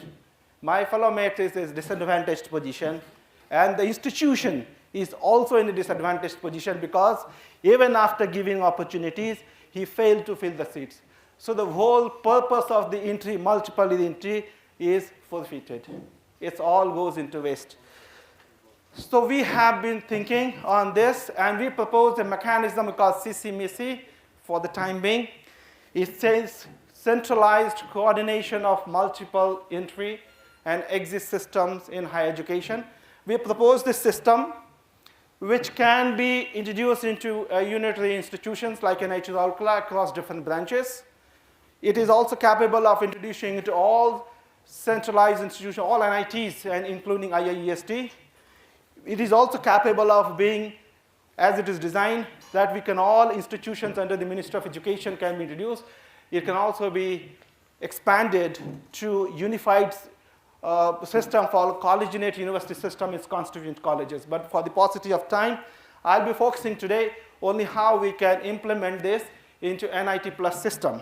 And as we all know, NIT Plus system means those institutions which are granting admission, all the seats to the undergraduate programs and integrated degree programs of 31 NITs, IIESTs, 26 IIITs, 3 schools of planning architecture, and 34 other government-funded technical educations. It is done through the Central Seat Allocation Board, which is being coordinated by NIT Rourkela last year, and I'm very glad to say the first time we have been able to fill 99.999% of all the seats that we have in BTech, BArch, B-Plan courses in all NITs, IISTs, and IIITs. We have been doing this along with JOSA, along with JAB to organize JOSA. And after JOSA, 6 rounds of JOSA, we organized these 2 special rounds to fill up the vacant seats, which also gives the students who lost the opportunities in this round, either due to failure to produce the certificate or last category certificates, they all can get re-entered in the system. Very unique opportunity we provide. We also provide supernumerary seats for the Northeast, some union territories, and we also conduct another round for about 2,000 plus seats for many other non-NIT Northeast and union territories. So that we provide. So the CCMSC, as I propose, can come under the ambit of CSAB or can be altogether separate. What it proposes is like something like this, that we provide a centralized portal in which every institution desirous of participating into this program can participate, and in the beginning of the semester, say for example, in the November, December, which is quite parallel with CSAB, can give what vacancies they have under which programs they have. And this can be publicized in a central portal, which will act as a central portal for complete information to all the students throughout the country. Every student can then register there. They will get a registration number, and thereafter, they will move to whichever institution they want to apply or register. The post system will have nothing to do with the selection process. It has nothing to do with the admission process because every institution has different eligibility criteria. It will be publicized to the people, to the students. They will know. But then this system is not going to interfere or not going to poke their nose into the autonomy of any of the institutions. All institutions will select their own students based on their own criteria and create a merit list based on whatever criteria. They may conduct interview, they may conduct entrance examination. Like for example, we have decided in our institution to have a central level examination. Some other institution may decide to take CUET examination which is proposed by UGC. Somebody else may want to have same JOSA or JE rank. This may be. So we allow all this opportunity to have them, and all that the institution has to give it a merit list of the student. Rest all comes with us then.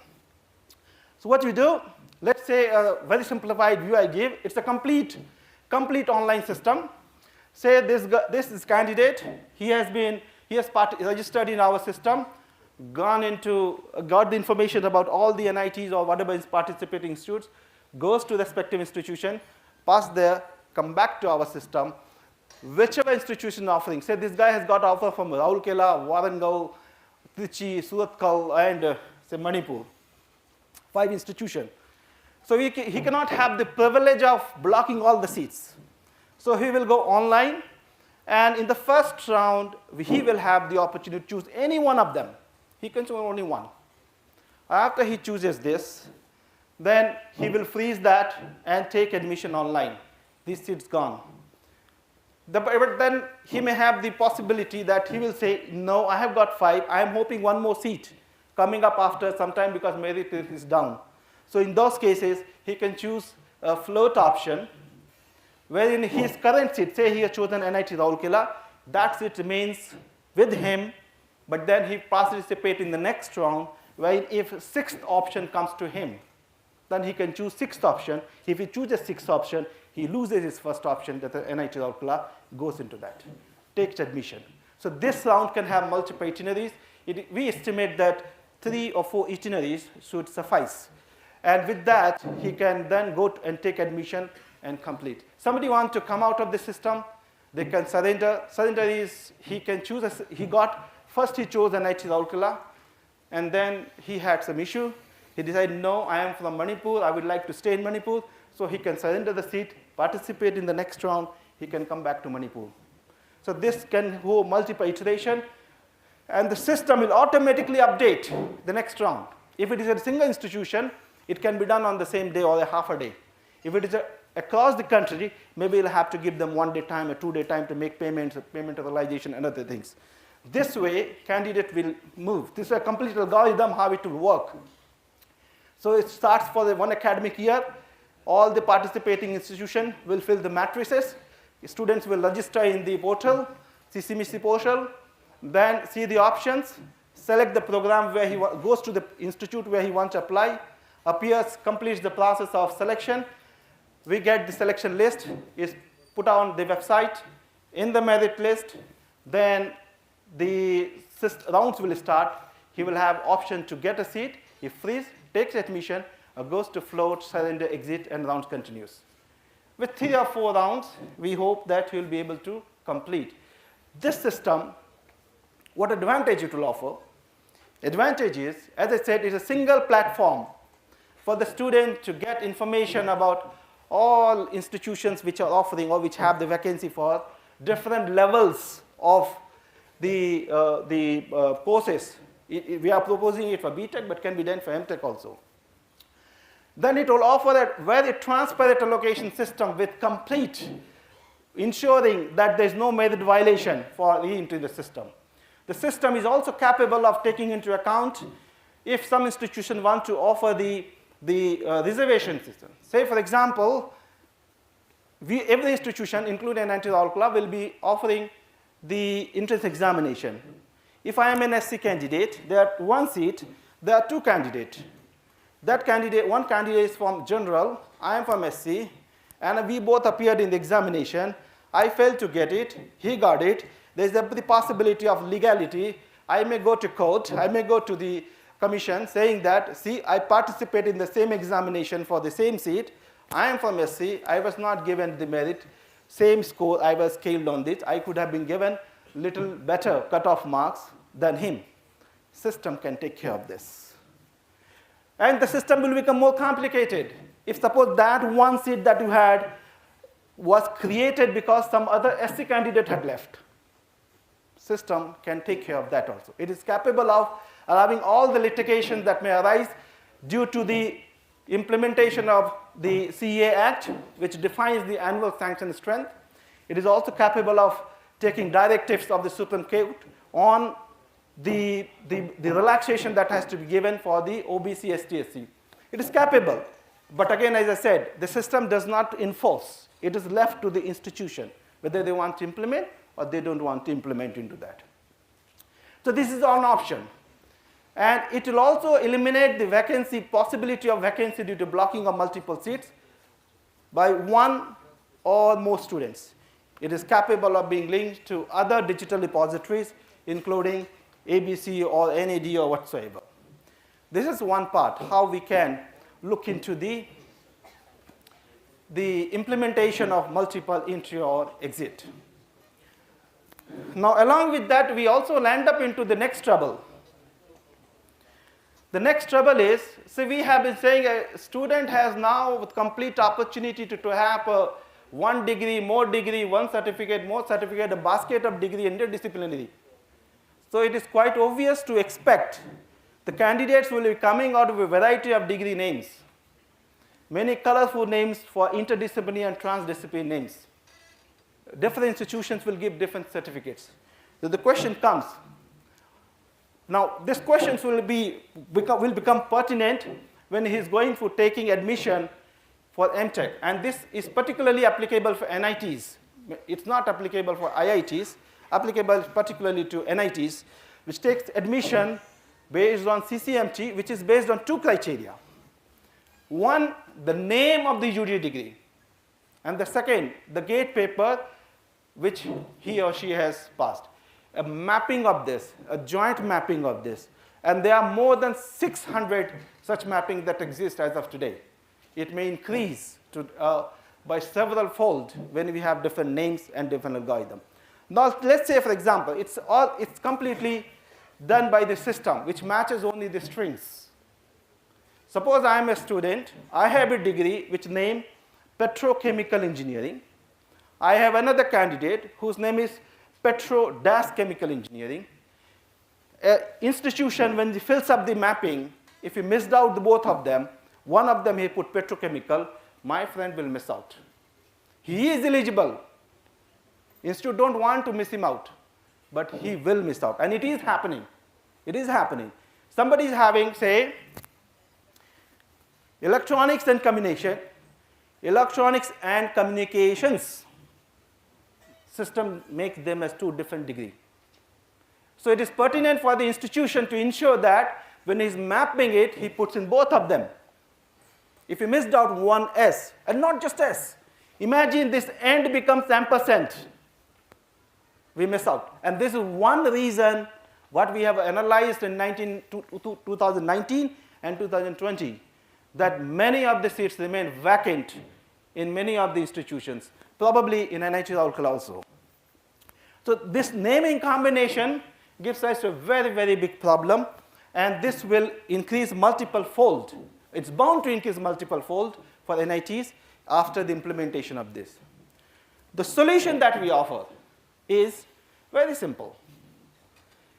We go with only one gate paper. Gate paper is the only criteria. Whatever degree you have.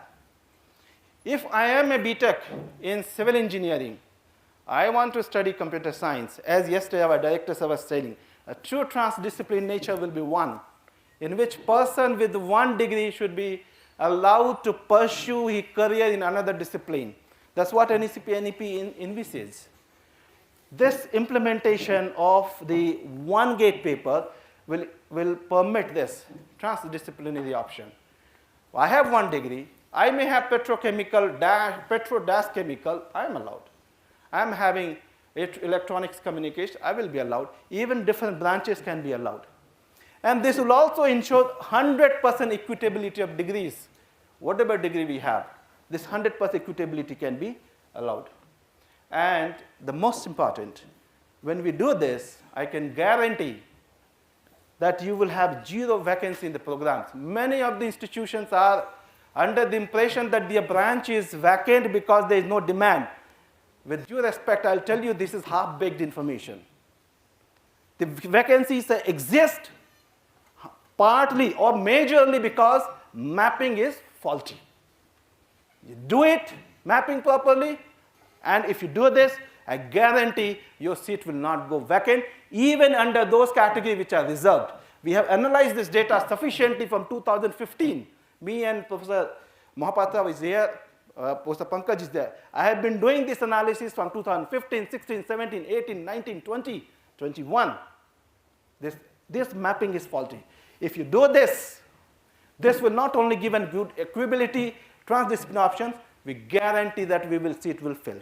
With that, I finish my talk. Thank you very much for listening.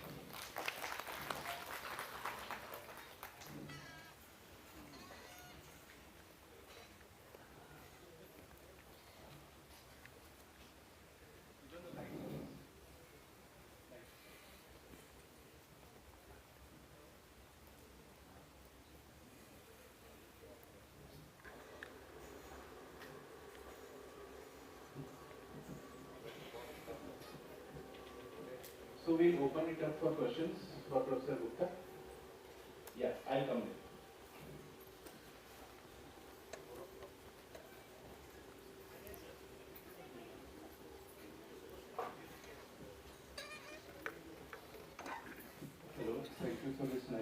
presentation.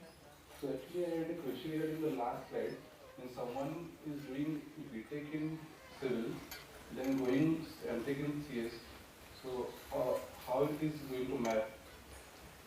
See, first of all, a BTech in civil engineering person will never write a gate paper in computer science unless he really aspires to apply that knowledge in civil engineering field. And imagine if you have a candidate whose background is civil engineering and he could clear the gate. I think there can be no better candidate than him who is really want to apply his knowledge in the field. So chances of having this, I have taken a most extreme case, which is extremely least likely to have it, but we may have it. And if it is done, yeah, the question is two. One, the acceptability of such candidate in the market. Acceptability, if the candidate is coming in his own with his desire to do in a completely different field, I think he will find it acceptability. The problem number two, teachers may say, if a student is coming from the civil engineering, how do I teach him? I would say, if he has cleared the gate, which is a aptitude test, if he has cleared the gate, I think he should be capable of mapping it. And the numbers will be very limited. And NEP says that we should have flexibility. So that way it is how it stands.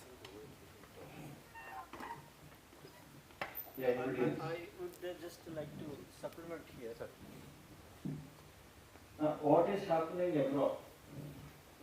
Our GATE examination is discipline-wise. CS, CE, MN, ME, and all that one. And I give the live example. My son, he did his mechanical engineering. My daughter-in-law, she did biomedical engineering. Both of them are two different streams, okay, from the same college. And both of them have taken the graduate record examination, GRE, and both of them have scored. And ultimately, they got in the same stream, material science, in University of British Columbia, which is ranked 1 or 2 in Canada.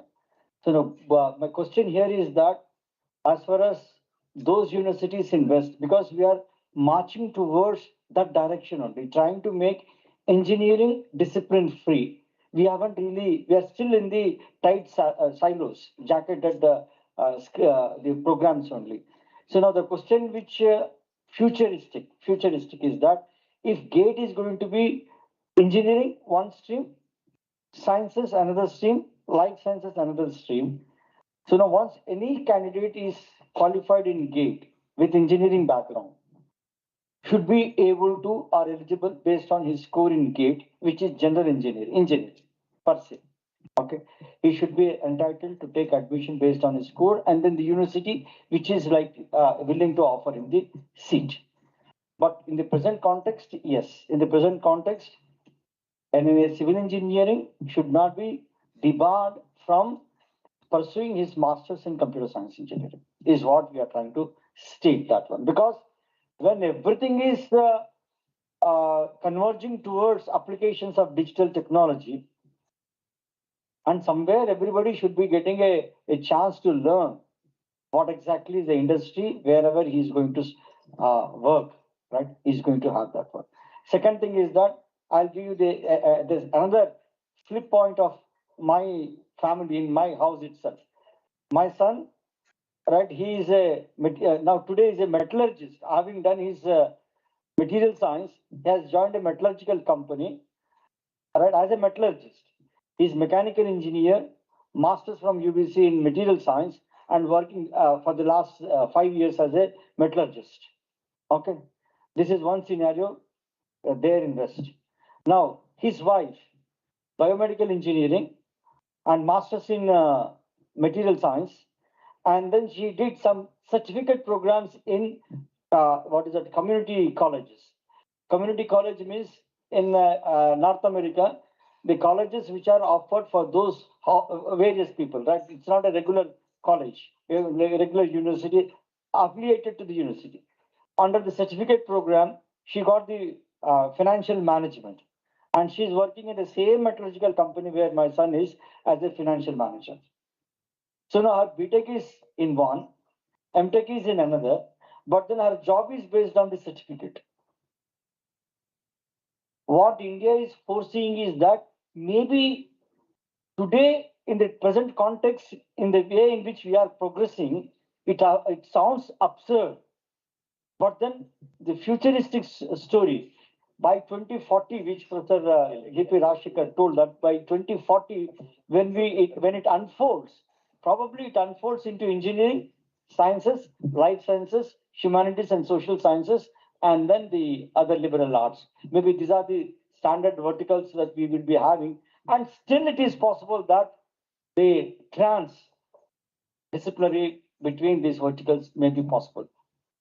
But I just wanted to throw my idea into this one. You want to add? Granted. I appreciate tagging with the CSAB, but I don't know about the constraints of NITs, okay, with the seats. I was just having a discussion with the chat with Professor Patel.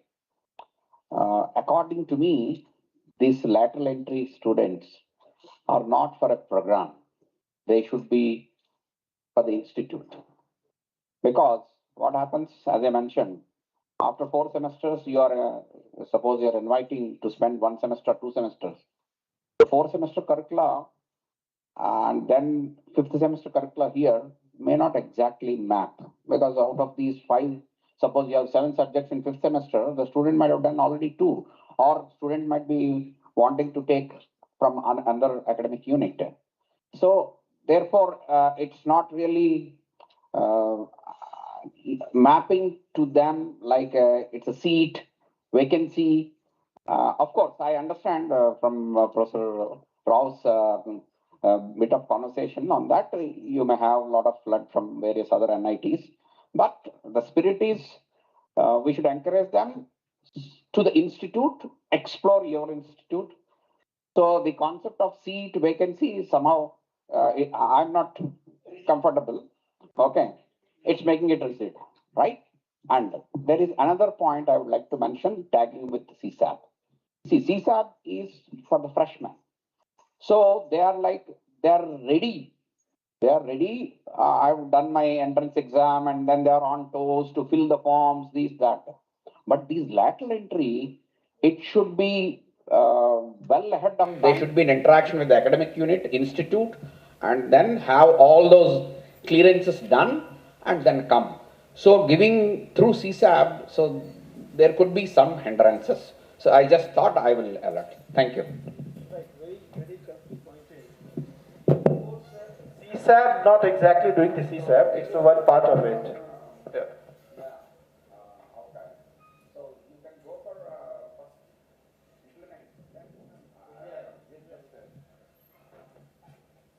So it's not exactly CSAB, as you rightly said, CSAB is for the first year admission.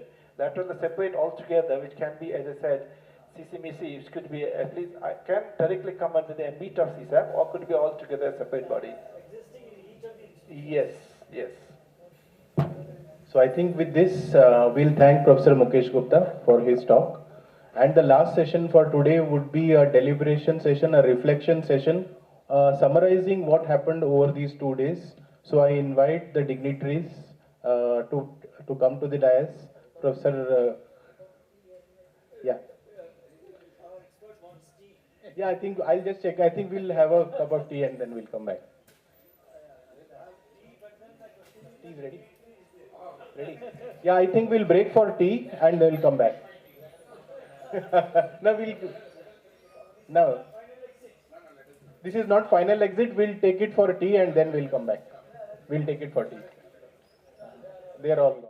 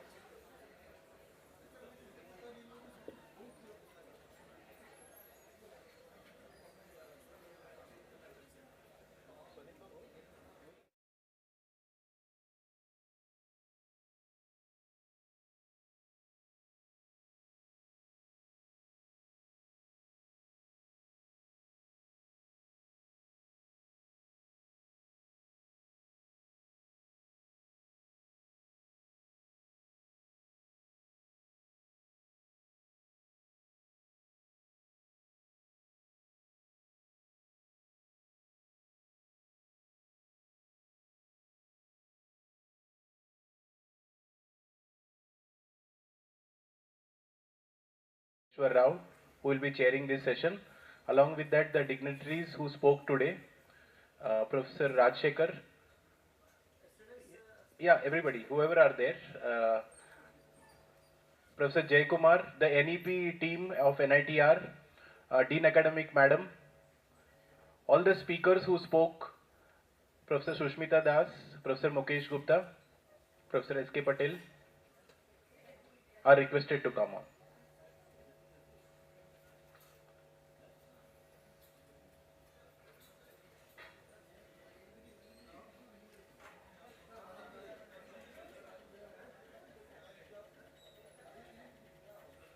Professor Chakravarti, all the NIT or NEP team.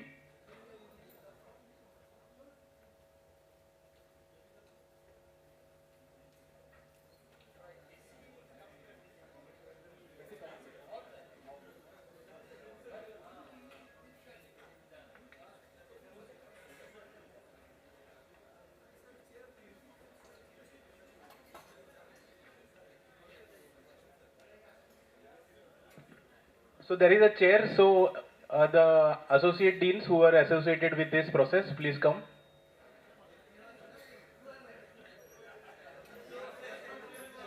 Yeah, we'll put a chair, we'll arrange for a chair, no issue on that. Please come, please come.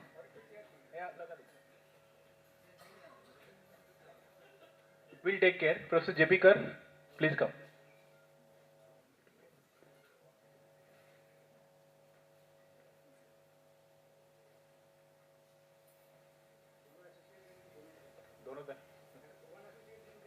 One associate.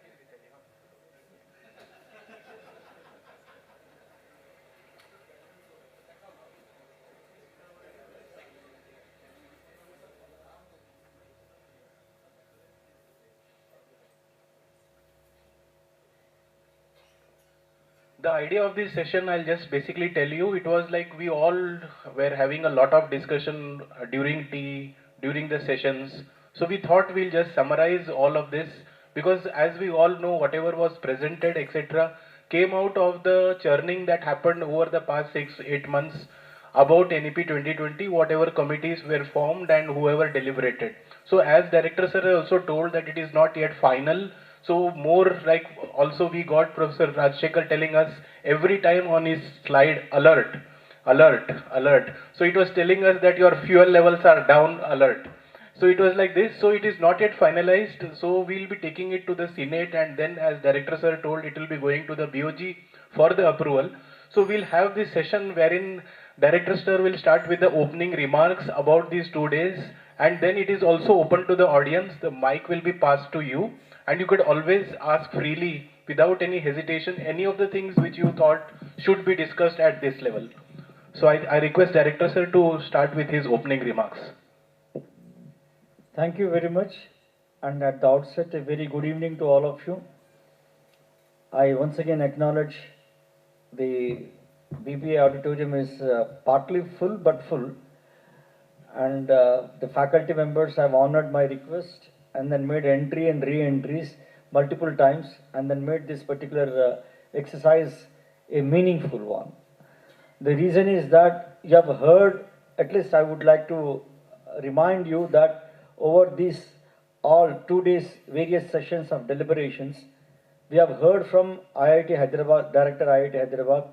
We have heard from Professor G.P. Rajshekhar from IIT Kharagpur. We have heard from today's Tangirala from IIT Madras.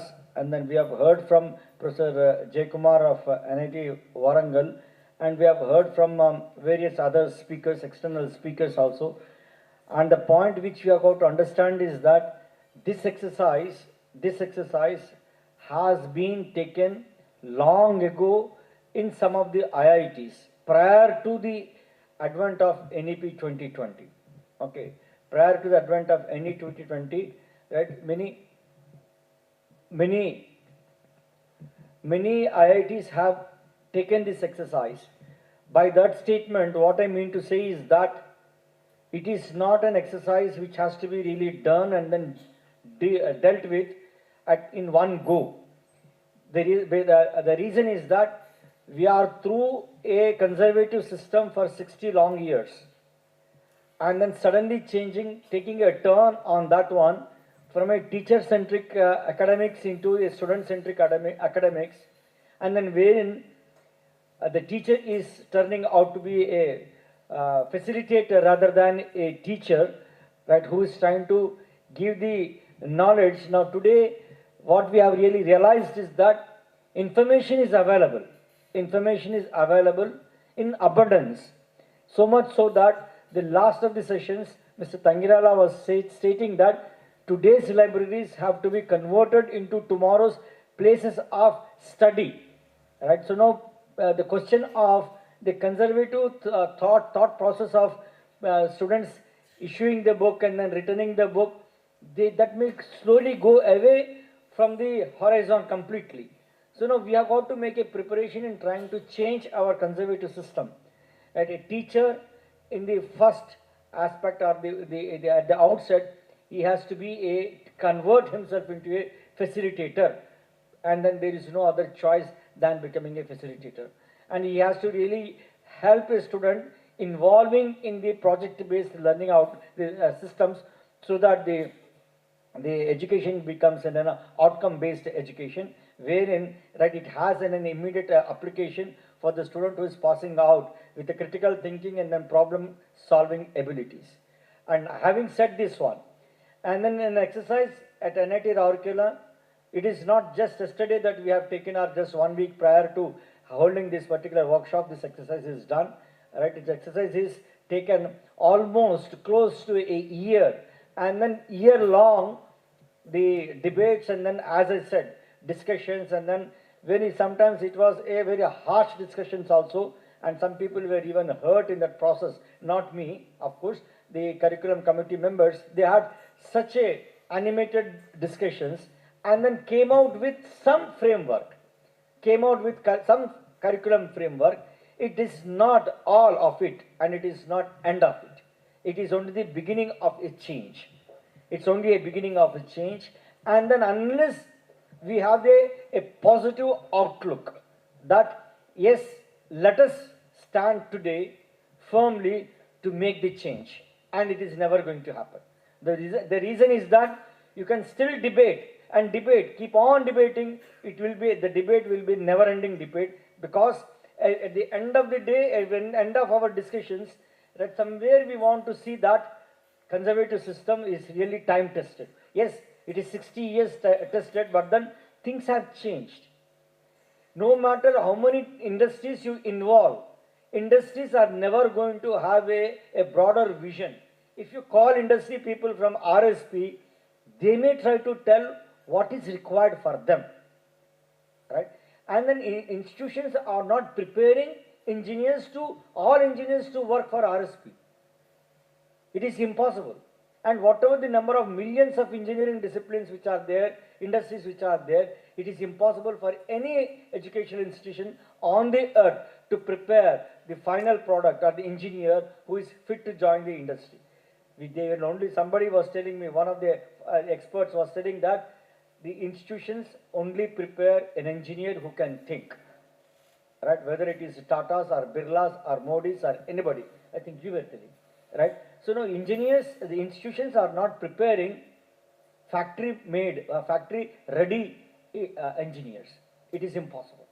Okay? In that context, if somebody says that, if this particular course, certificate course, who is going to be the taker? Can you guarantee a job? Right? Yesterday, Professor B.S. Murthy has stated that IIT Madras is now given up, or rather it is squashed.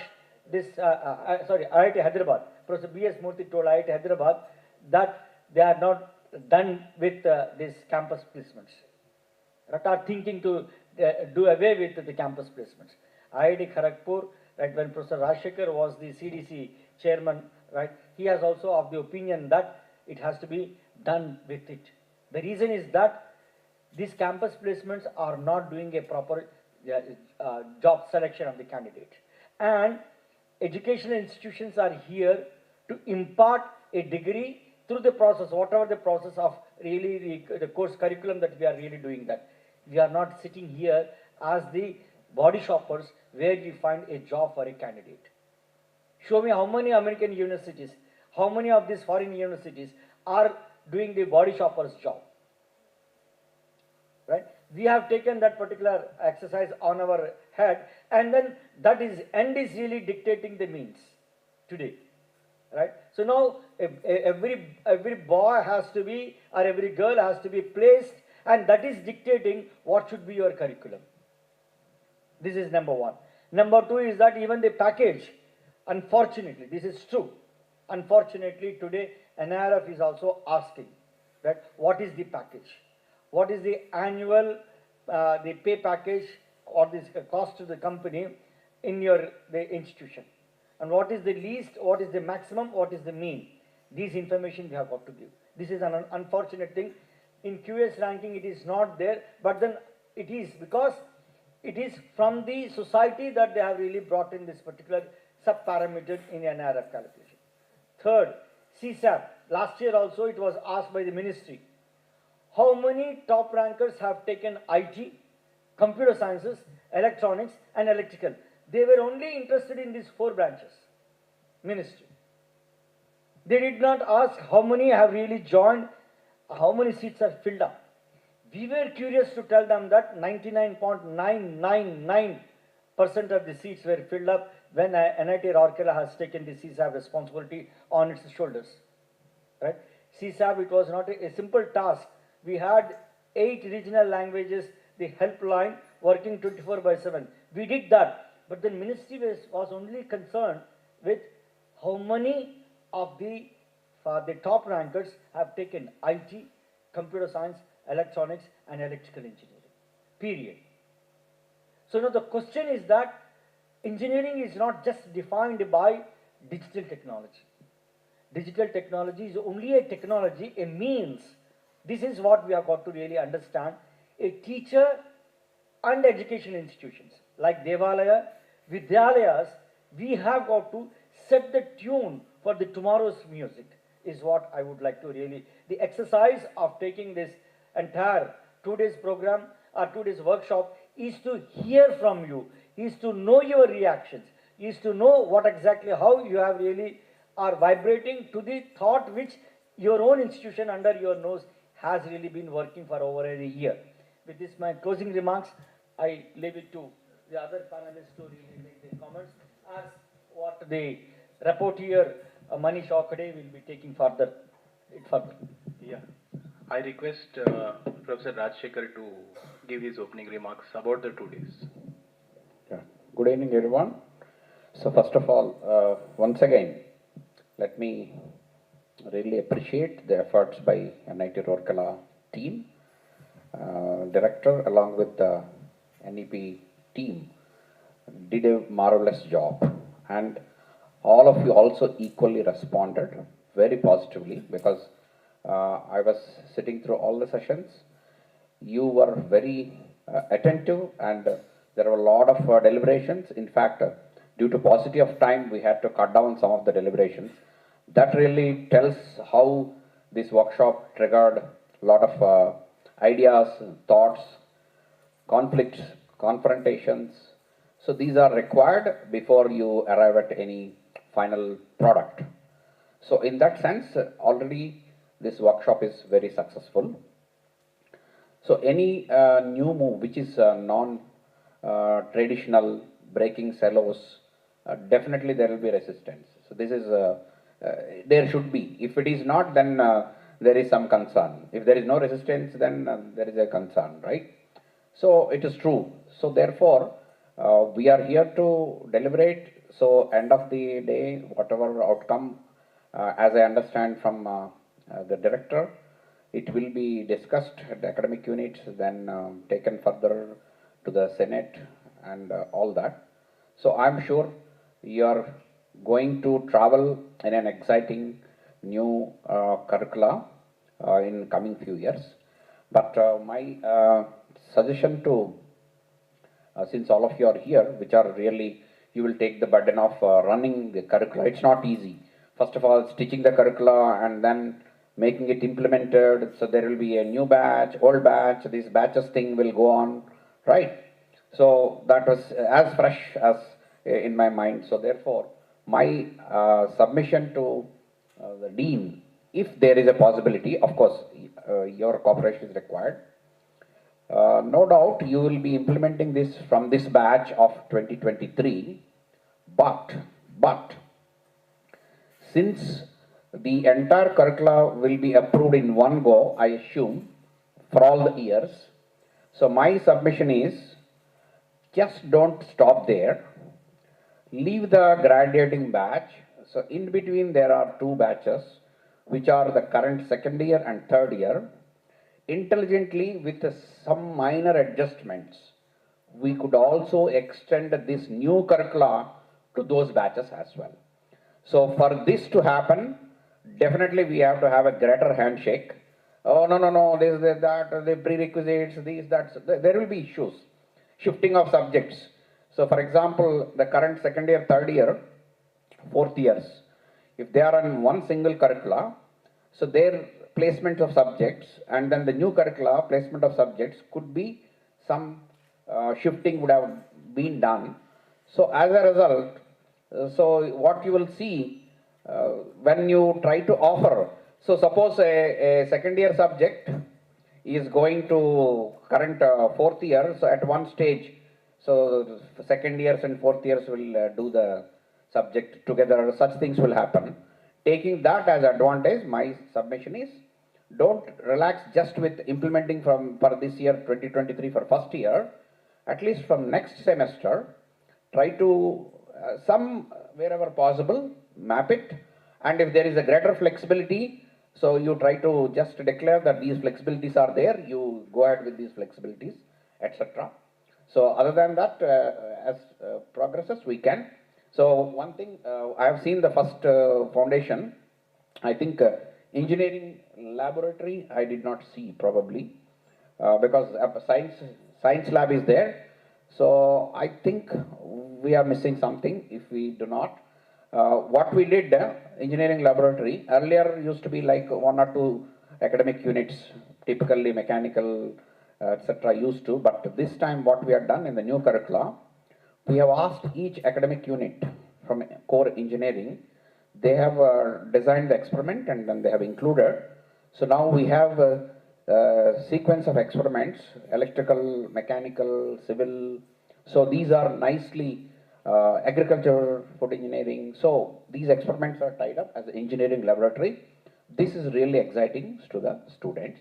So this is one thing. And applied, I've seen applied math, applied physics, etc. So maybe you can put a question mark. So I'm just floating. And comprehensive in fourth year. So just you can give a thought. Comprehensive third year may make the students better prepared for it. So I'll take later. Thank you very much. So requesting the opening remarks of Professor Jayakumar.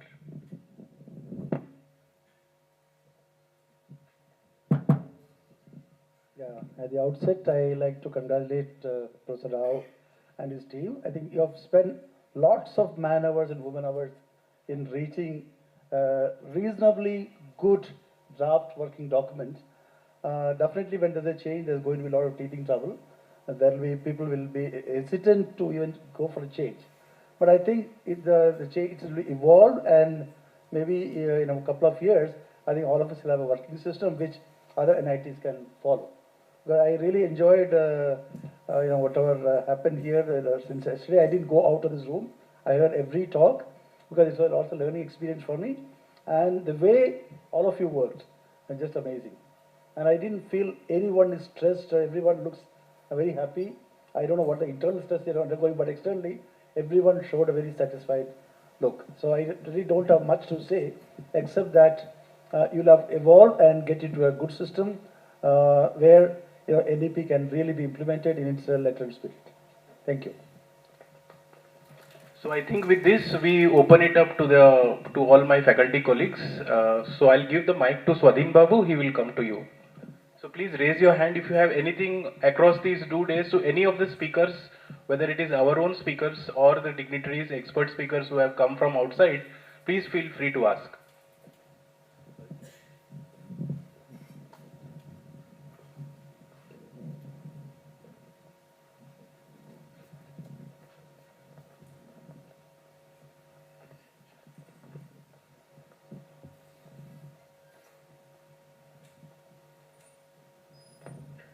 Good evening, sir.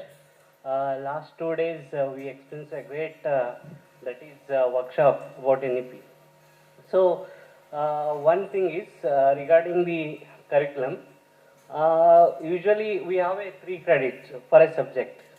My suggestion is if that subject, if you make it 102 or something like 201 type, in which we have a theory class plus 2 hours lab.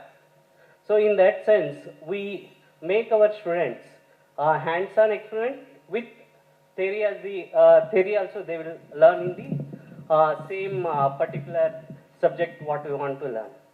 And one more second part is I really appreciate what Professor that is Rajsekhar said about, that is what he showed IIT, that is curriculum, in which mainly for MTech, that is mainly we are facing problem with circuit system, that is branches, in which MTech, that is students are that is in second semester, they have installed the that is project part.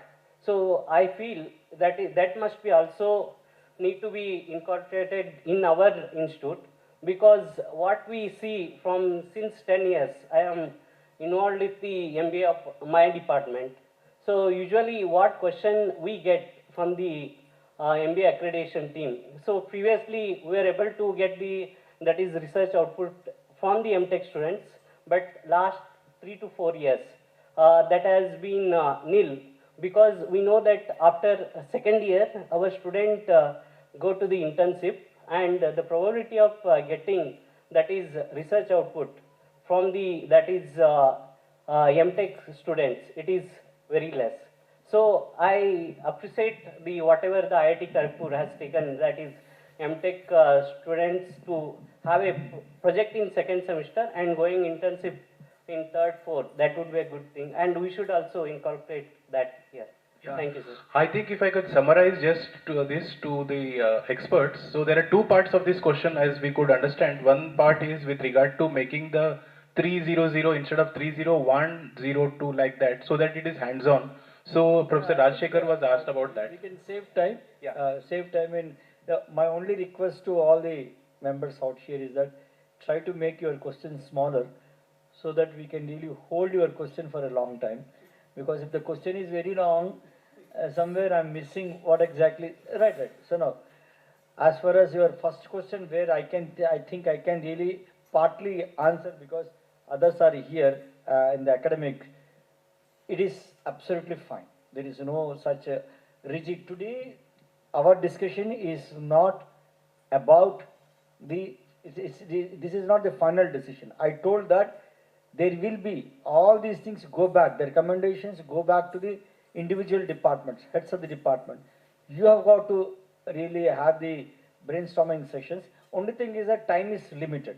I just again appeal to all of you, and I will be chasing after you, and then you should not feel hurt if I am really asking for the outcome of that one. Okay, the reason is that we want to start from this academic session. CSAB is really doing that, all that exercise is ready. 2023 July it has to be implemented, means you have got to stretch yourself a little far, okay, and then try to do that one. All this will be brought back onto the anvil. As I said, we will hammer the dents and the bends from your heads, from the departments to the senates, from the heads of the senate, and then to the BOG, and all this process has to be happening. So now what you said, it is, I think, is doable, and it's not that it is not. Sir, already we are in this structure. We have giving advanced programming. So in that we have taken care of that 202, and the credit will be 3. It is LTP. So how what should be the course content? Whether it should be the practical components will be included in that credit. That is up to the department. There will be discussions in the department. We are giving that this much credit, 3 credits. So just like we have given for CS Department 202, as discussed with Computer Science HOD, so Electronics Department or any other department can think of how this LTP distribution will be there. That's nothing difficult at all. Thank you.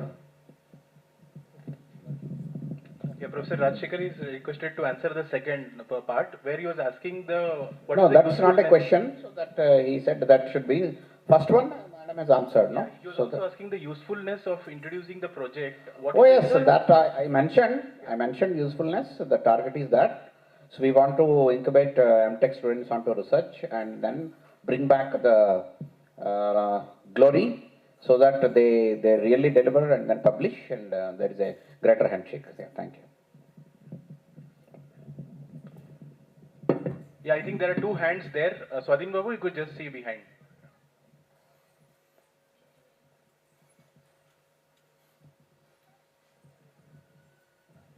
I want to thank the director, sir, for arranging this workshop, and I congratulate all the people on the dais for making that document. My question is this document has been circulated among the students, and have you got any feedback? Because you are going to, because you are making student centric, I think someone from the student committee should be there in the dais. Thank you.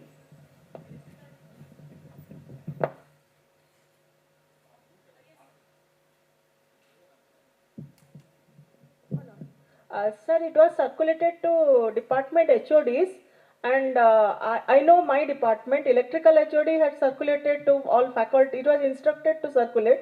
So our department HOD had circulated to faculties as well as students. And in our departmental discussion, he showed also the feedbacks has been received. I have all the emails and all that. So we have taken feedbacks. And the students have they have really congratulated, and they really want this type of flexible curricula. They really appreciated the initiatives. I can say that. Only that part. Huh? And from departments? Yes, sir. We reviewed the feedbacks. It is circulated. I think there is a question there. Last, yeah, please. Yeah, Honorable Director Sir and all other faculty members, because of all their effort, this program has become very successful. Just I want to suggest, and it is my personal opinion also, if it is not applicable also it is okay. So this question is regarding the multiple entry and exit system. So in the lecture that delivered by Professor Patel, I came to know that this is allowed for those students who have taken admission in the central funded organizations. So my question is those people who have not got those central funded government organization, but still they have a good talent. So why should not we allow them to enter in our institute as a part of the multiple entry and exit system? Because we understand that for some reason they have not taken those entrance exam, but still they want to come to the NIT Rourkela. So also we should welcome them, and based on the entrance exam, because entrance exam is, there are stringent criteria have been set, so that is good to attract those talented persons. So based on the entrance exam also, that private institution students can be also allowed. Yeah, Professor Gupta, I think will answer this. I think it's related to the...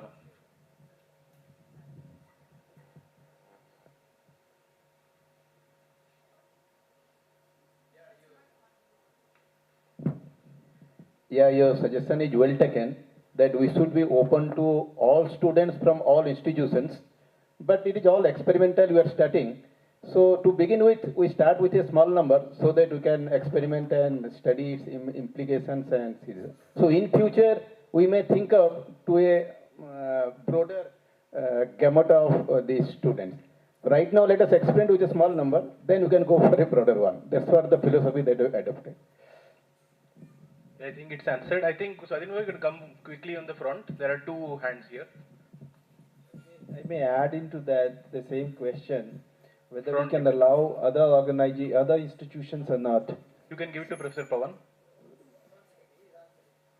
So the problem here is that both for all the institutes of national importance, including IITs and NITs, undergraduate level in particular, when we enter, there is a huge demand. Seats are very less and competition is very, very high. Say for IITs, the students have only 2 choice, and NITs they have only 3 choice, 3 years if they don't pass. People are willing to pay crores of rupees to coaching centers as well as institutions. So you imagine if we have open it up to somebody else, there will be lot many merit violations will be there. You can expect lot many court cases into this. It does happen. You see yesterday's case, day before yesterday, 2 days continuously, Delhi High Court and Bombay High Court, court cases, both relates to the same JEE advance. They said, I have been not given third chance, second chance. I lost my seat because of COVID. Somebody says I have 74.8% marks. I have not been allowed by IIT to admit. Last year I was allowed, this year I am not allowed. So 0.2%, how do you do? Vote gone to the court case. Of course, we won it, but such demands are huge. So it's highly complicated.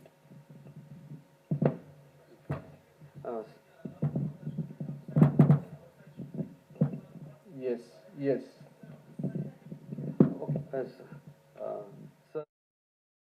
is to means what Professor Patel presented actually, like 3-4 points are there actually. Like we mentioned that the maximum time limit will be 8 years actually, whereas the credit earned outside the institute once goes, it's valid for 7 years.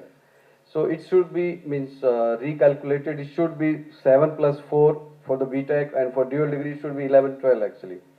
Like sir, after first year, if I'm taking exit, if I can be out for 7 years, that like whatever the credit I earns outside, it will be valid actually, or what I earned here in the NIT Rourkela also. So I can come back. So now it is like the maximum time limit is put to 8 years actually, but the degree should be completed with the multiple entry exit. So my point is it should be relooked actually, because this is not fitting what the limit is there, the 7 year the credits are valid actually. So this is my one submission actually, like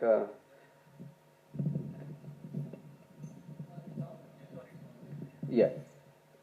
Why 8 years we have done it is that the redemption of credits actually takes place when we award the degree. So first year, let's say he has completed, so after 1 year, his credits will be stored in the ABC. So that will remain valid only for the next 7 years. So 1 + 7, 8 years, right?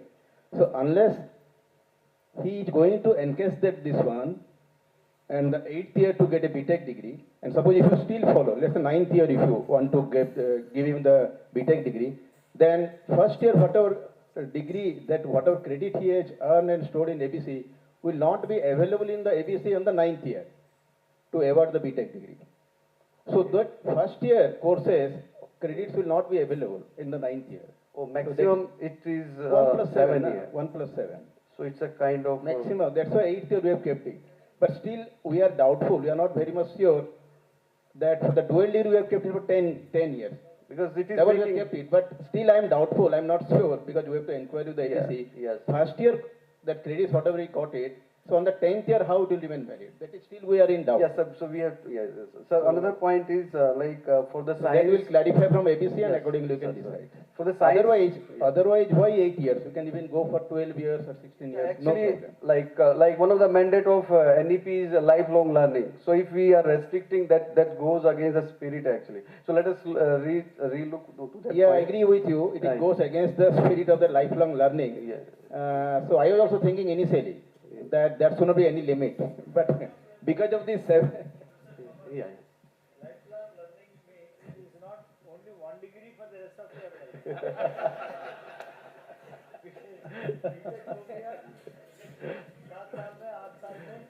And then M.Tech कर दिया और 4 साल में then it is not BTech for the rest of the 60 years में करने से then my hostels on a easy note, joking note, my hostels is not 1 room. I have got to provide a house for the student to come here with his family and children and then no. Professor Mukesh Gupta's problem today is that, see now, just today this morning you have heard Professor Sutradhar 13 students were sent to IIT Madras. Of the 13 students, only 3 students were given the opportunity. Nobody questioned IIT Madras, why have you not taken the remaining 10? Because we have, every institution has its own logistical problems. And then ABC is, your account is valid only up to 8 years for a specific program.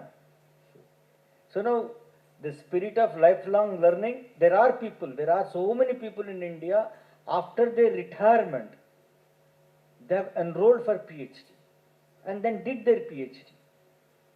Right? R.T. Deshmukh, one professor from, he has taken his PhD from VNIT, if Professor Singham Jayantu and then Manoj Mishra remember. In his 65th year, he enrolled for PhD. And in the 70 plus year, he got his doctoral degree. That is lifelong learning, that way. So, sir, but my other point is like regarding for the science streams, it is mentioned ki like for the dual degree they can go only for MA, MBA. But right now what is allowed in NIT Rourkela, the science students, they can take, they can do minor degree in the engineering discipline also. So that they should be like for the science, after 4 year, the students can get the BS degree and then they can go for the MTech program actually. So first of all, this credit thing, I think after end of the day deliberations in the final document, I'll be seeing that there is no dual degree entry.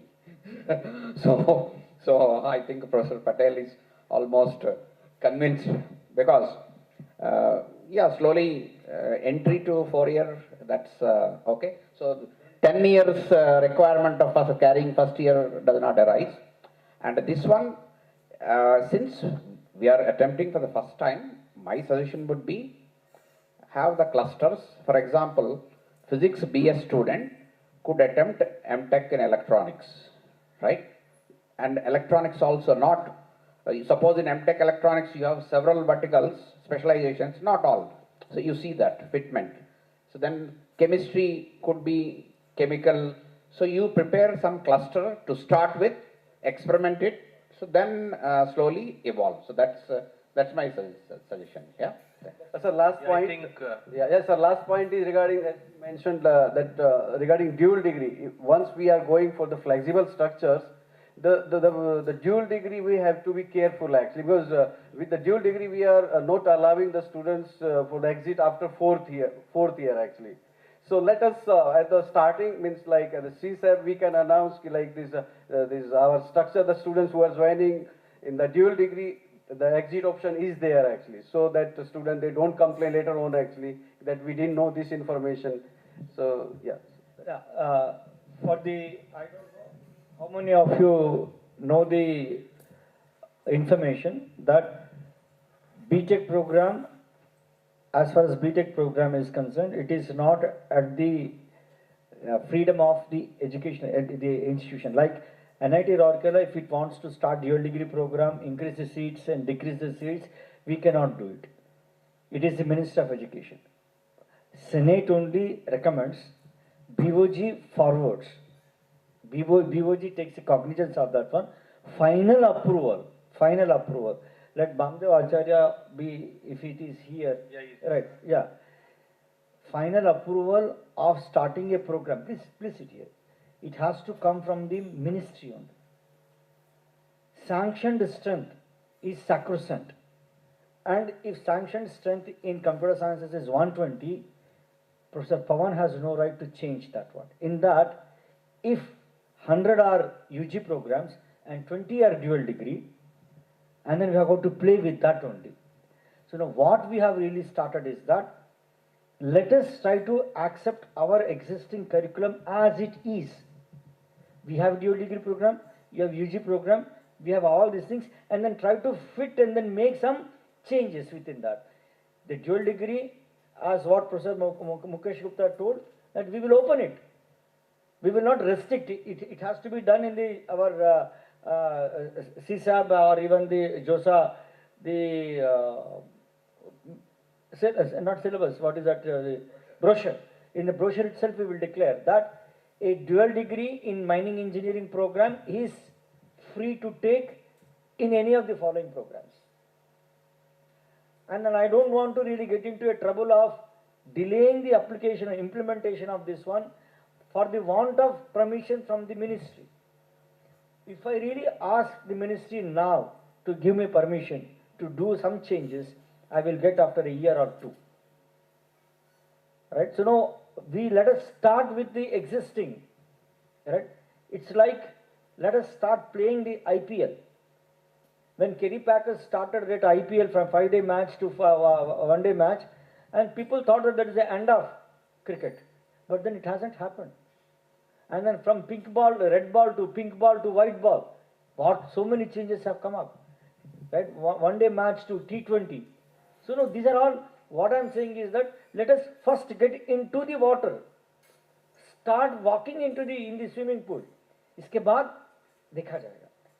So now what we are, let me once again inform all my teachers, is that we have everything what we have told in what we have really explained in these 2 days, and trying to take some final points from IIT Hyderabad and the Kharagpur and then Warangal and various other institutions. What we are trying to do is that we are just trying to add value to our existing program. How does it fit as it is? We are not changed 160 credits and 170 credits. We are not making any changes in that one. As it is, 160. So now we are implementing 160. Incidentally, credit framework also suggests 160 programs. Luck is on our side. We don't have to really break our heads in trying to. IIT Hyderabad is only 130. Right? Whereas we are doing it 160 and we are 160. Fine. So this is what. When you really go back to your room, to your departments, spread these, whatever the recommendations, and spread your program. Understand thoroughly what you are offering. There is a subtle difference, very, very minor difference. The only difference which I am telling once again, loud and clear, is that we are allowing a student to leave this institution in case of any eventuality in dignity.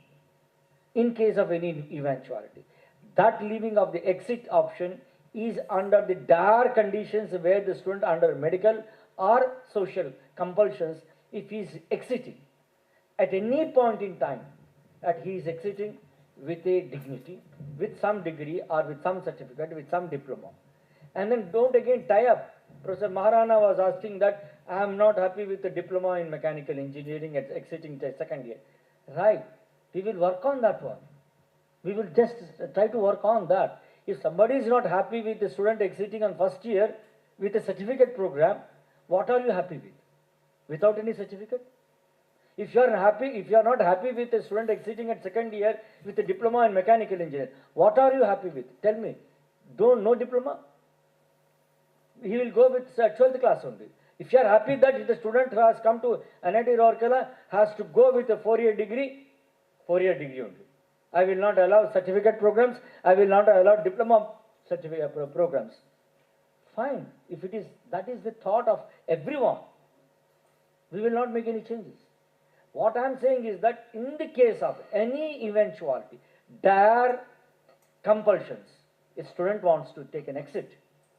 He exits with a dignity. He finds a job. He is not coming back to us.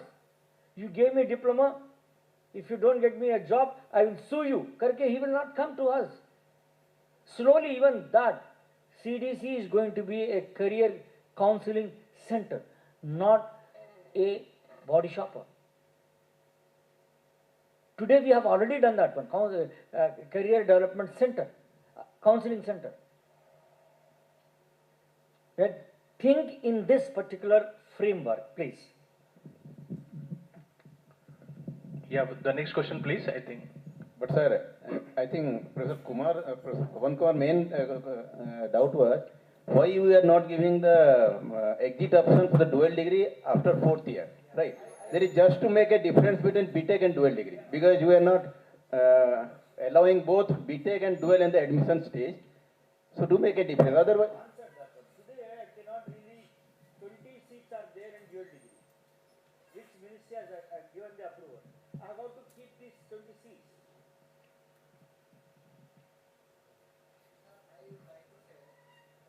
Let the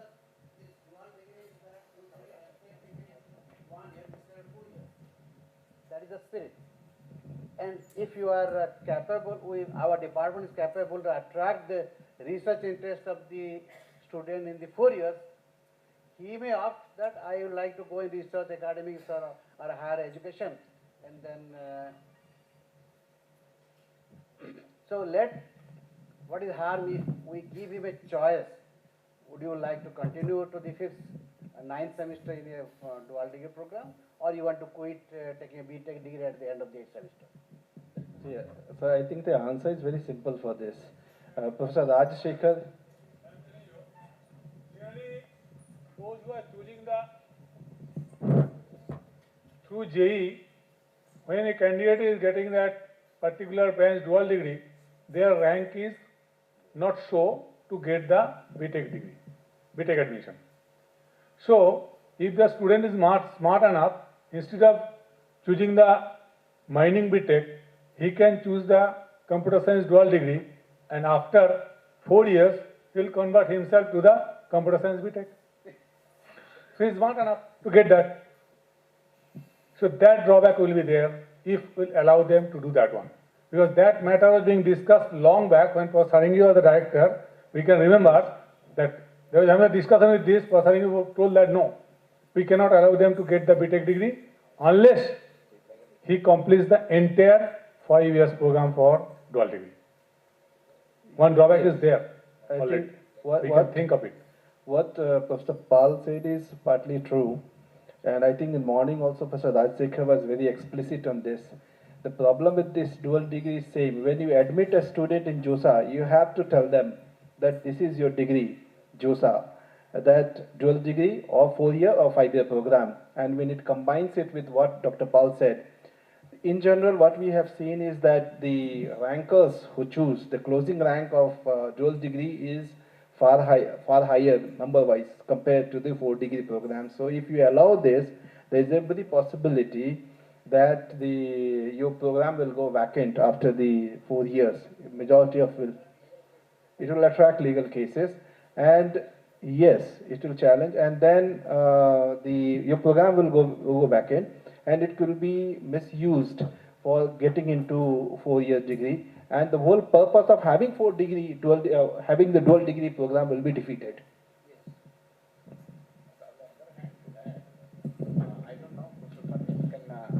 Tell. So do you have the provision of students who are admitted in 4-year BTech? If they are interested, could they continue for dual degree? No, that is what I said. So Abhi, you can consider, that will be more win-win situation, because really if you can inculcate interest to even out of 30-40 students, even half a dozen students are coming. So it will be a greater addition to your department. Okay. But in the JOSA brochure, if you declare dual degree, then period, you cannot give exit option, unfortunately. So we deliberated on this. So what happened, I'll just, we had integrated MSc program. So 2020, when we implemented new curricula, the science departments could not come up with the BS split. So it was delayed by 1 year. So then 21, we dropped the integrated MSc programs. We switched to BS, admission at BS, loud and clear. Those are interested, they can go to MS. At this juncture, a small tricky thing happened. Preparatory students who got admission 1 year before, their brochure still shown integrated MSc program. But after 1 year of their preparatory, 21, they got into the departments. But their degree is integrated MSc. But 21 direct students, their degree is BS. So then all these preparatory students pitched in and they asked for exit option. Let us also be converted to, unfortunately we could not. So we have about a few students in each department, spread about 4 or 5 in science departments. They are still continuing as integrated because of this issue. So that's, yeah, legal issues.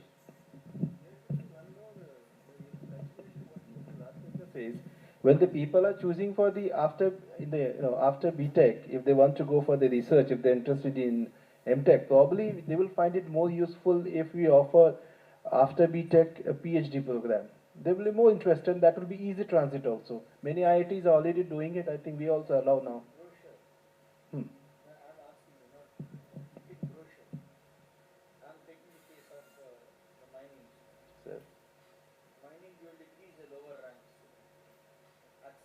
No, not accepted. Because you will see many of the top rankers this year has chosen mining. So you cannot say mining is a lower degree. Okay. Yes. Yes. Yes. True, true. So now this lower rank, if in the brochure, if there is a basket given, he can do dual degree in mining, petroleum, MBA. That doable. Doable. IIT. Yes. Yes. Exit, right? That's what I answered Professor Manoj. That we are talking about exit. If you mention as a dual degree program, we cannot get exit. Yes. Yes. Within dual degree specialization, it is internal. Yes. But then, sir, IIT Bombay has this option. IIT Bombay allows an exit at after 4 years, but then in that case, their certificate writes it. It's there in the document. I have gone through it. The certificate mentioned that in the certificate that this candidate was admitted in the dual program and he took an exit. So it is there in the IITP's document. The brochure doesn't mention about it, but it is there in the public document, in the public domain exit option file. It is there.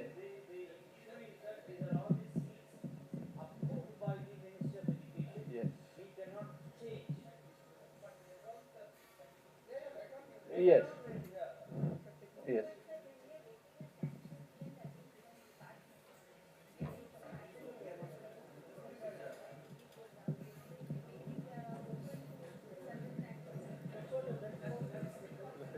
Yes.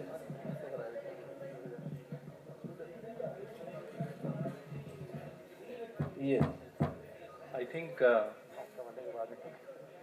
yeah.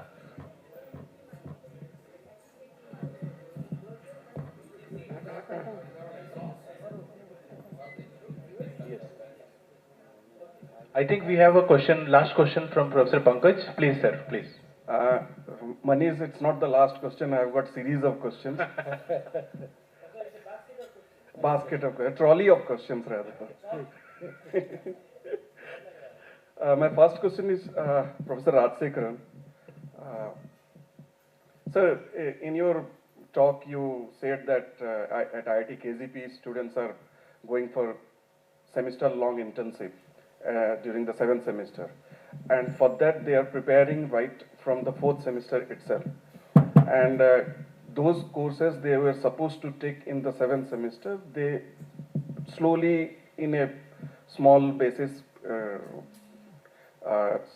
once or two in a piece basis, they take in earlier semester or succeeding semester. Now the question comes here, what do you do for all those students who are relatively academically poor in such a case? Are you not going to overload them in this process? Okay, so I think you missed. It is not open for all the students. Point number one. This eligibility for a semester internship is not blanket. So there are criteria. So first of all, the student has to meet the criteria of say 8 CGPA or 7.5 CGPA. So when they express their interest in 5th semester, they have to have this criteria. No backlog accumulated, say 7.5 CGPA. Then until they leave, they have to maintain this academic health. So in this entire duration, if their academic health is down, then unfortunately, so they will not be eligible to go for semester-wise internship. So in that case, the placement season begins in the December itself? Yes. So unlike ours where the placement season begins in the July itself, yes, perhaps we need to think in this line. Yeah, which semester depends on the internal institute.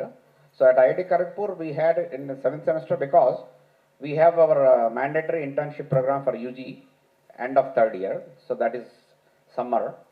So then, if a student would like to use this 2 months plus a semester in the same company, or 2 months in one company, 4 months in another university, they can do. So then they will be back. When they will be back, this is autumn semester, right? 7th is autumn semester. They will be back by end of November. Evaluations are done. So we have given a window, strict calendar is given. We have to finish all the evaluations much before they submit the CV for the placements. So taking a leap out of this, Director Sir, my submission is to dictate the terms to the companies, not being dictated by the companies.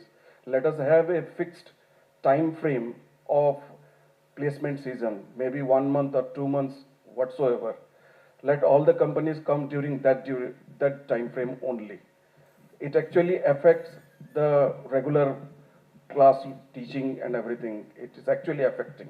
To this question, I will start from my experience at IIT Kharagpur. Unfortunately, as of now, companies across the country, for all the institutions, irrespective of whether they are IIT or NIT, they dictate the terms. They dictate the terms. We want the first day, they want the first day. Right? And you just do that one, there will be a lot of pressure from the students. Because they want the companies to come on campus. And companies, they dictate a lot. I think Professor CDC chairman, yeah, you can answer that one. So now, he's sitting next to you, and then probably he has provoked you to really put that question to me. It is his question. Now I understand. No, It is not Pankaj Sah's question. No, it is not leaked question. It is a leaked question. It's not a fabricated, No, the question is that we will try. Sir, We will your try. point is true, but point is that all NITs have placement season starts from July to next April. So this is the standard placement season for all NITs. There is a reason for that one. I'll explain. First, they go to IITs. They complete the first round in IITs. They come to the first round to NITs later. So that's the reason why we are lagging in that time when they come here to NITs. When they come, no, I think they come in June. Whatever. If it is that they first come to NITs and then go to IITs, or IITs and then come to NITs, it is the company, the same company. Sir, whatsoever be the time, may it be from July to April, doesn't matter. But then, giving such a huge bandwidth of time, that is actually killing. Why not to restrict it? The way IITs have done it, right from January itself to April, they will be doing it. In the same line, we can do that. Agree, 100% agree, Pankaj sir. 100% agree. But the question is that at the end of the day, when I am filling up my data in NIRF, Professor Samit Ari says that you please inform CDC, let one company come, and the last 5 students be taken, so that our placement ratio from 93% it goes to 94%. And then we have got to run around and then ask you to, why don't you really give me the list of the company?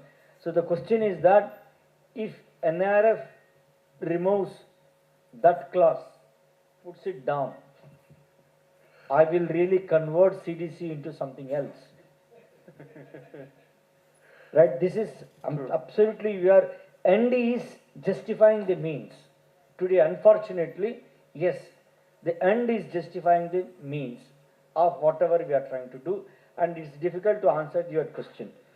Sir, my next question. So sorry, since our professor in charge of career development center, see, even if you are requesting your director, in isolation, NIT Rourkela cannot shift the placement season, right? So my submission to you is, it requires a little bit of efforts. At IIT, even though it's not very effective, but it is effective. All IITs have a all IIT placement committee, where each PIC of IIT or chairman is a member. They have regular deliberations. Suppose a company manipulates arm twists in a X IIT, the matter will be taken up, and then, so you do that groundwork first, you have a forum first, then you can come back to the directors. Yes, sir. My next question is again, Okay, the last question. You make it the next question, the last question, and you please direct the dart to whom? there are 3 questions actually. Three, Sir, we are allowing multiple exits, multiple entry. We're going to allow. And we are prescribing the students the eligibility criteria under which one can exit. At the same time, we have been listening that under a circumstance like some family calamity or something, a student can exit. A student will prefer to exit. There is another possible reason that I can foresee is, say, in the second year of being a student, I thought of going into entrepreneurial venture. I took an exit and went there and again want to come back. Maybe because of the reason that my entrepreneurial venture flopped or succeeded, whatever be the reason, I want to come back. Now here comes the question. The question is, in one of the point, Professor Patel said, when he comes back, the reputation of the company where he worked will be taken into consideration while entering him. No. Now look at for credits. For the credits, yeah. Correct. I'll answer. Let the question be completed. If you can make the question smaller and then so that we can start the answering, because I'm ready with the answer. Yes, please, sir, please. So that is, if it is readily accepted, then the question doesn't exist at all. The question is answered. Yeah, it is answered. Then the next point is actually to Professor Patel. You said that when a boy is coming to this institute after studying from somewhere else, you will be doing some one-to-one kind of mapping, whatever he had studied earlier or something like that. Now the point here is each and every course has got a prerequisite, particularly when the boy is trying to study want to study in third year. Every course will be having some amount of prerequisites. Why not to just check whether the prerequisites have been completed or not? That would be far more simpler. So that nitty-gritty will be checked by the corresponding DAC only, na? Department only. You check it. Oh, sir. Whatever credit he has earned earlier in outside institute, you check its validity, its this one, and accordingly you give the modified credit. That whether its prerequisite has been done or no, the DAC will see. So that responsibility you are has been given to the DAC. That responsibility you are leaving it to the DAC. Yeah. My next question is Madam Susmita. Now our concern is that whatever he has done outside, don't make it a zero credit. You give it that credit and enter it here. That is the thing. Whether it is experience or academic. I take the microphone from you. Sorry, Susmita Das, madam.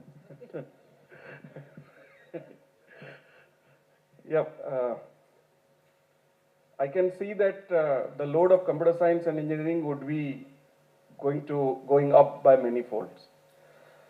What do you actually envisage by the meaning advanced programming? Yes. What do you mean by that? Because right now I am taking the class of basic programming, basic being a adjective, not a noun.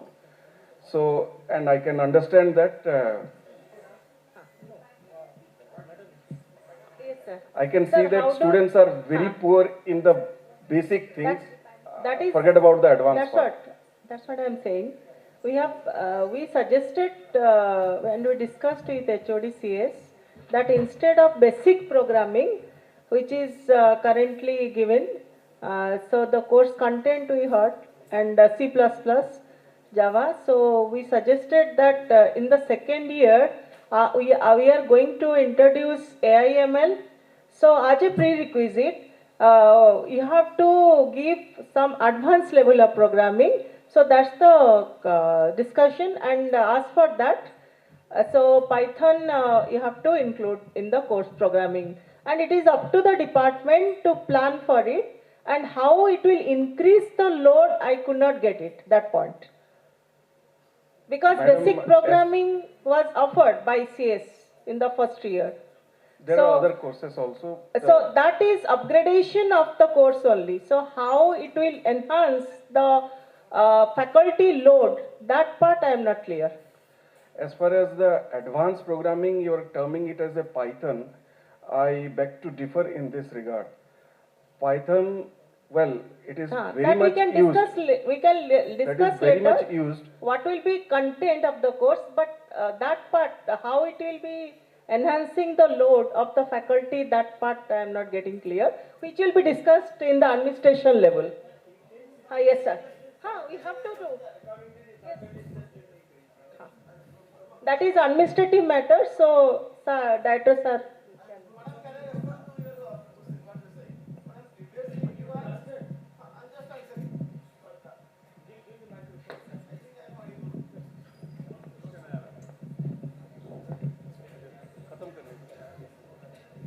See, madam, what Pankaj is saying, previously it was a 102 course. Yeah. So in the same 3 hours course, we are taking 1 hour theory, 2 hours laboratory in the same slot. Now when we are proposing for 202, either this 3 hour slot, it will be 4 hours, or as you have suggested in the some 2 days back, we will give 2 days theory separately, and 2 days that, obviously that will, madam, increase the workload. I am not denying, madam, I am not denying. You are saying how it is increasing, I am just giving how it is increasing the workload. This will increase. Sir, I am not saying, sir. But this will definitely increase. And not only, madam, that in second year we are adding AI and ML. That will be also what increase.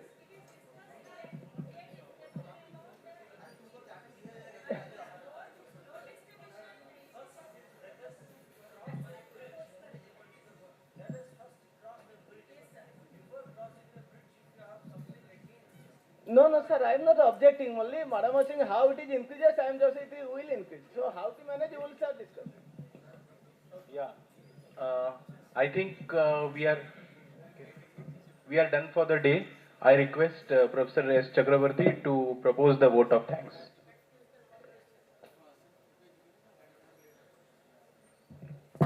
Sir, one question, please. Sir, regarding that BS program, so what about the employability of the students? First one. Second thing, are they eligible for GATE, NET or national level exams, or they are eligible for any? No, sir, my point, employability in the sense, as I told, for GATE, NET, these are national level exams, so they can appear the GATE, NET or not, or they have to go for MSc program.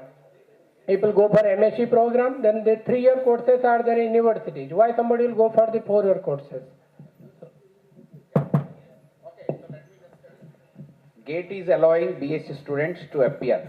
I think you are aware of it. You are aware? I do not know. You please. With BSc, candidate can appear for GATE. That isn't happening. BS is not new. BS is well established for the past 12 years. With BS, you go to MS, all companies are happily taking, so it's well established across several IITs. So therefore, there is no issue of employability, no issue of higher education, no issue of corporate, anything. So even PSUs, if they want to compete based on the eligibility, absolutely ISRO, etc., absolutely no issue. Someone living after first year, what kind of certificate we can give to them? Easy, for example, someone taken admission in mining engineering or metallurgy engineering. Can we give the certificate relating to mining and metallurgy? Where did he take that? In which discipline he has taken the admission? Mining engineering, for example, or So metal now he engineering. will get the certificate, Foundation in Engineering from Mining Department of Mining Engineering. So now when he comes back, he has to come back and then join mining engineering. Okay. Now, after second year, if you leave, Right. he will get the certificate in diploma. Certificate of Diploma in Engineering Sciences from Department of Mining Engineering, and he comes back, he has to come back to Mining Department. Now, that diploma in mining engineering, those who are getting from the state council, will it be equivalent? No, we are not really working on the equating the diploma which we are giving to the diploma which the College of Diploma and other things are giving. First, fundamentally, I am requesting all of you, there is National Credit Framework, you just Google it out, it drops down. Hundreds of sites are there, Government of India sites are there. They have very clearly stated that all these programs are 4.5 plus, right? Up to 4.5, this is all school education wherein you just have, we don't have to really bother about it. And then anything beyond that one, okay? So now they say that if a student in 4.5 plus program in your institution or any institution, anywhere in the world, he acquires a credit which goes to ABC. And if he has used those credits through his ABC in the institution where he is pursuing his BTech program, okay, in mining engineering, after first year, for whatever the reason, if he quits, he should be given, that is the credit framework's mandate. That's what I told in the morning to Professor Maharan also. That is what the mandate is. He should be given a certificate. And if you want to equate that certificate to ITI, that is the candidate's cup of tea. Wherever he wants to certificate, use that certificate, how he wants to. And he has got an option to come back in 7 years' time and then complete the program. In the same fashion, second year, the diploma in engineering sciences given by diploma at the Department of Mining Engineering. Where he wants to use, how he wants to use, with whom he wants to compare, where he wants to compare. That is his choice, because he has left the program halfway and on his own free will. He has left the program halfway. He cannot really challenge the institution. Why have you given me this diploma? No. He cannot, because you are living on your own. If you are not interested in diploma, what are you interested? 12th class certificate? 12th class certificate I will give you, jolly good easy way. Right, that's what. Giving by Rahul. Right. So it is very simple, very, very simple. What we are saying is that. Okay, thank you very much. Thanks a lot. No, department should be mentioned as far as incomplete programs, because it is incomplete program. And I want to really have his affiliation. When he is coming back, he should not come back to you or come back to me and then come back to him and say that, right, I took exit from mining, I want to join in electronics. No, no. Your affiliation is mining. Hello. Hi. So I think now all questions have been done. I request, because some of the guests have to leave, okay, I know that the questions, there is no end to the questions. Ma'am, Ma'am Pramani, yes, this is the last question, please. Yeah, I will not the question, but it is the suggestion only. So, first of all, that yes, these 2 days programs was very much beneficial to us, because it has given us opportunity to rethink whatever we have done. So this from the NEP team, they sent to the department, and we have done some exercise, of course, to give some courses in the this first year and the second year. But that time we didn't give so much thought on this, what it should be, but we giving some thought. But now I think it has been opened up our thinking process, and we should rethink, and also we can devise a better syllabus or the courses, keeping in view the different courses we have to, I mean, certificate or the diploma and the this degree. I think we need to give it that we need to little bit, we have to map it. So like this mechanical, they told that mechanical will give, but still, sir, you are telling that any degree they can give, but we are in higher education system, we have to give certain thing, that certain thought that what we are giving to them, how it will be little bit useful to them. Then it will be effective any program or any change in the education policy. That is one. So for that, my suggestion is that whatever the experts have told, many things they have told, we didn't really cannot remember all the things. Some good suggestion like CDIO, then this project based and the practical and the industry with the some courses in collaboration with the industry, many things and so on. So if we get the summary of all those, so that will be helpful for the department level. Again, we can think and we can keeping in their experts' view, we can pick up something from that which may be useful for the whatever changes we are going to do in our institute program. Okay, let me tell everyone here that the summary which they are going to prepare, I have already told Professor Patel and Professor Snehashi Chakravarti also to prepare the summary. Yesterday's summary is ready and that is incomplete.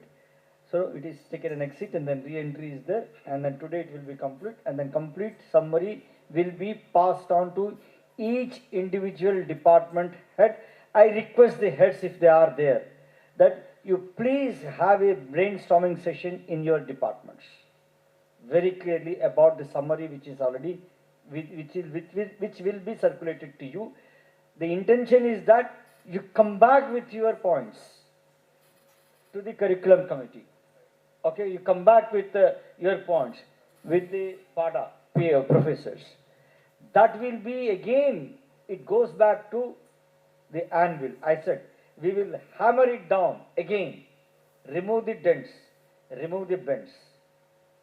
And the final product will be presented again before you.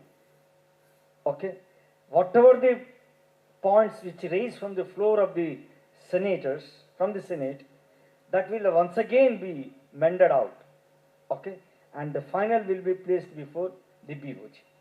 Okay, on the easy note, before Professor Chakravarti gives the vote of thanks, right? I think it's we are all thanking everyone. There was a long, in my childhood I saw one movie wherein Amitabh Bachchan was still a villain. Naveen Nischal was the hero. Okay, and he takes a journey from Bombay to Delhi, I think so, and then halfway, at some point, he gets down the train, exits, and then goes to airport, takes a flight, comes back to Bombay, murders, right, and then takes the flight from Bombay to the another station where this train will be reaching, and he takes the train. As far as what I'm trying to answer Professor Bhattupal is that when he is getting back to the train, he should go back to his birth only, his own birth, wherever he has gone in between, right? He has to come back to his birth number 25, upper, lower or middle, period. Khatam. Thank you very much. So now it's the time to deliver the vote of thanks. Anyway, very good evening to all of you.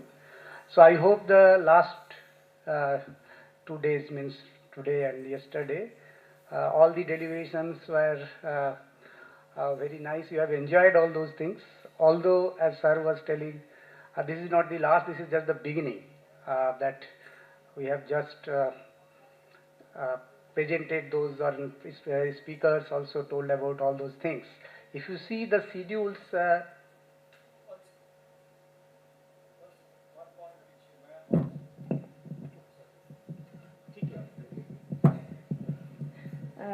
actually, today we had a very nice discussion with Professor Jay Kumar from NIT Warangal, and in fact he is also a member of accreditation committee and he has visited many of the institutions, and from his presentation I think many of the faculties have many doubts still in their mind because we are not very clear about the COPO mapping as well as the other contents in the curriculum, whatever is required by the accreditation committee.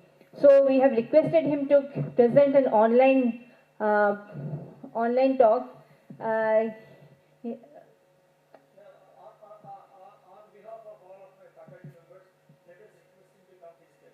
Okay, then that is fine, sir. Okay, so he'll give another. I am requesting here not only the COPO mapping, complete outcome-based education as NBA wants. Complete. Okay, thank you.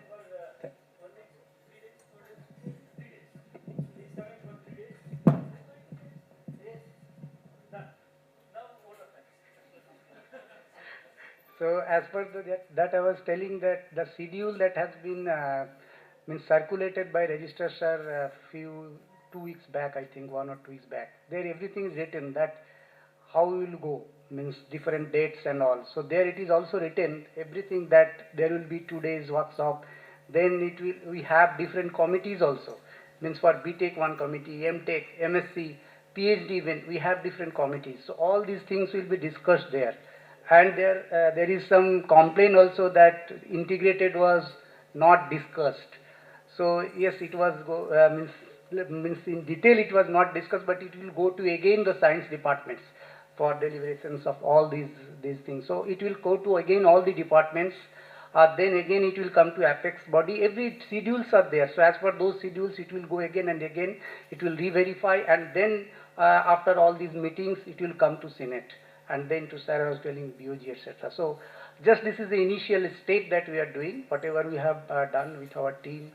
And for that, main credit and the initiative goes to our director, sir, Professor Uma Maheshwar Rao, for his means all support, help, triggering our minds, everything.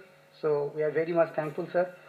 And then all the speakers, Professor from IIT Kharagpur, Professor from NIT Warangal, and I am seeing that there are people from other NITs also now also in online mode. So MNIT Allahabad, I think they are there. So thank you, Allahabad. So I think they are there. So thank you very much. And moreover, all my faculty colleagues, even some students, we are very much thankful for coming and sharing your views throughout these deliberations. We are also thankful, I am also thankful to all the PADA team and the Apex team of this NEP committee. Then I also thank to our computer center full team for these facilities. Then our Professor Ratnakar Das for his team, for his teaming and all. Then our security, Professor Anil Kumar. Then Professor Rajiv Panda for food and all, Mr. Bamdev Acharya, and I think, and all deans also are appreciated. If I have missed someone, please pardon me. So with this, thank you very much.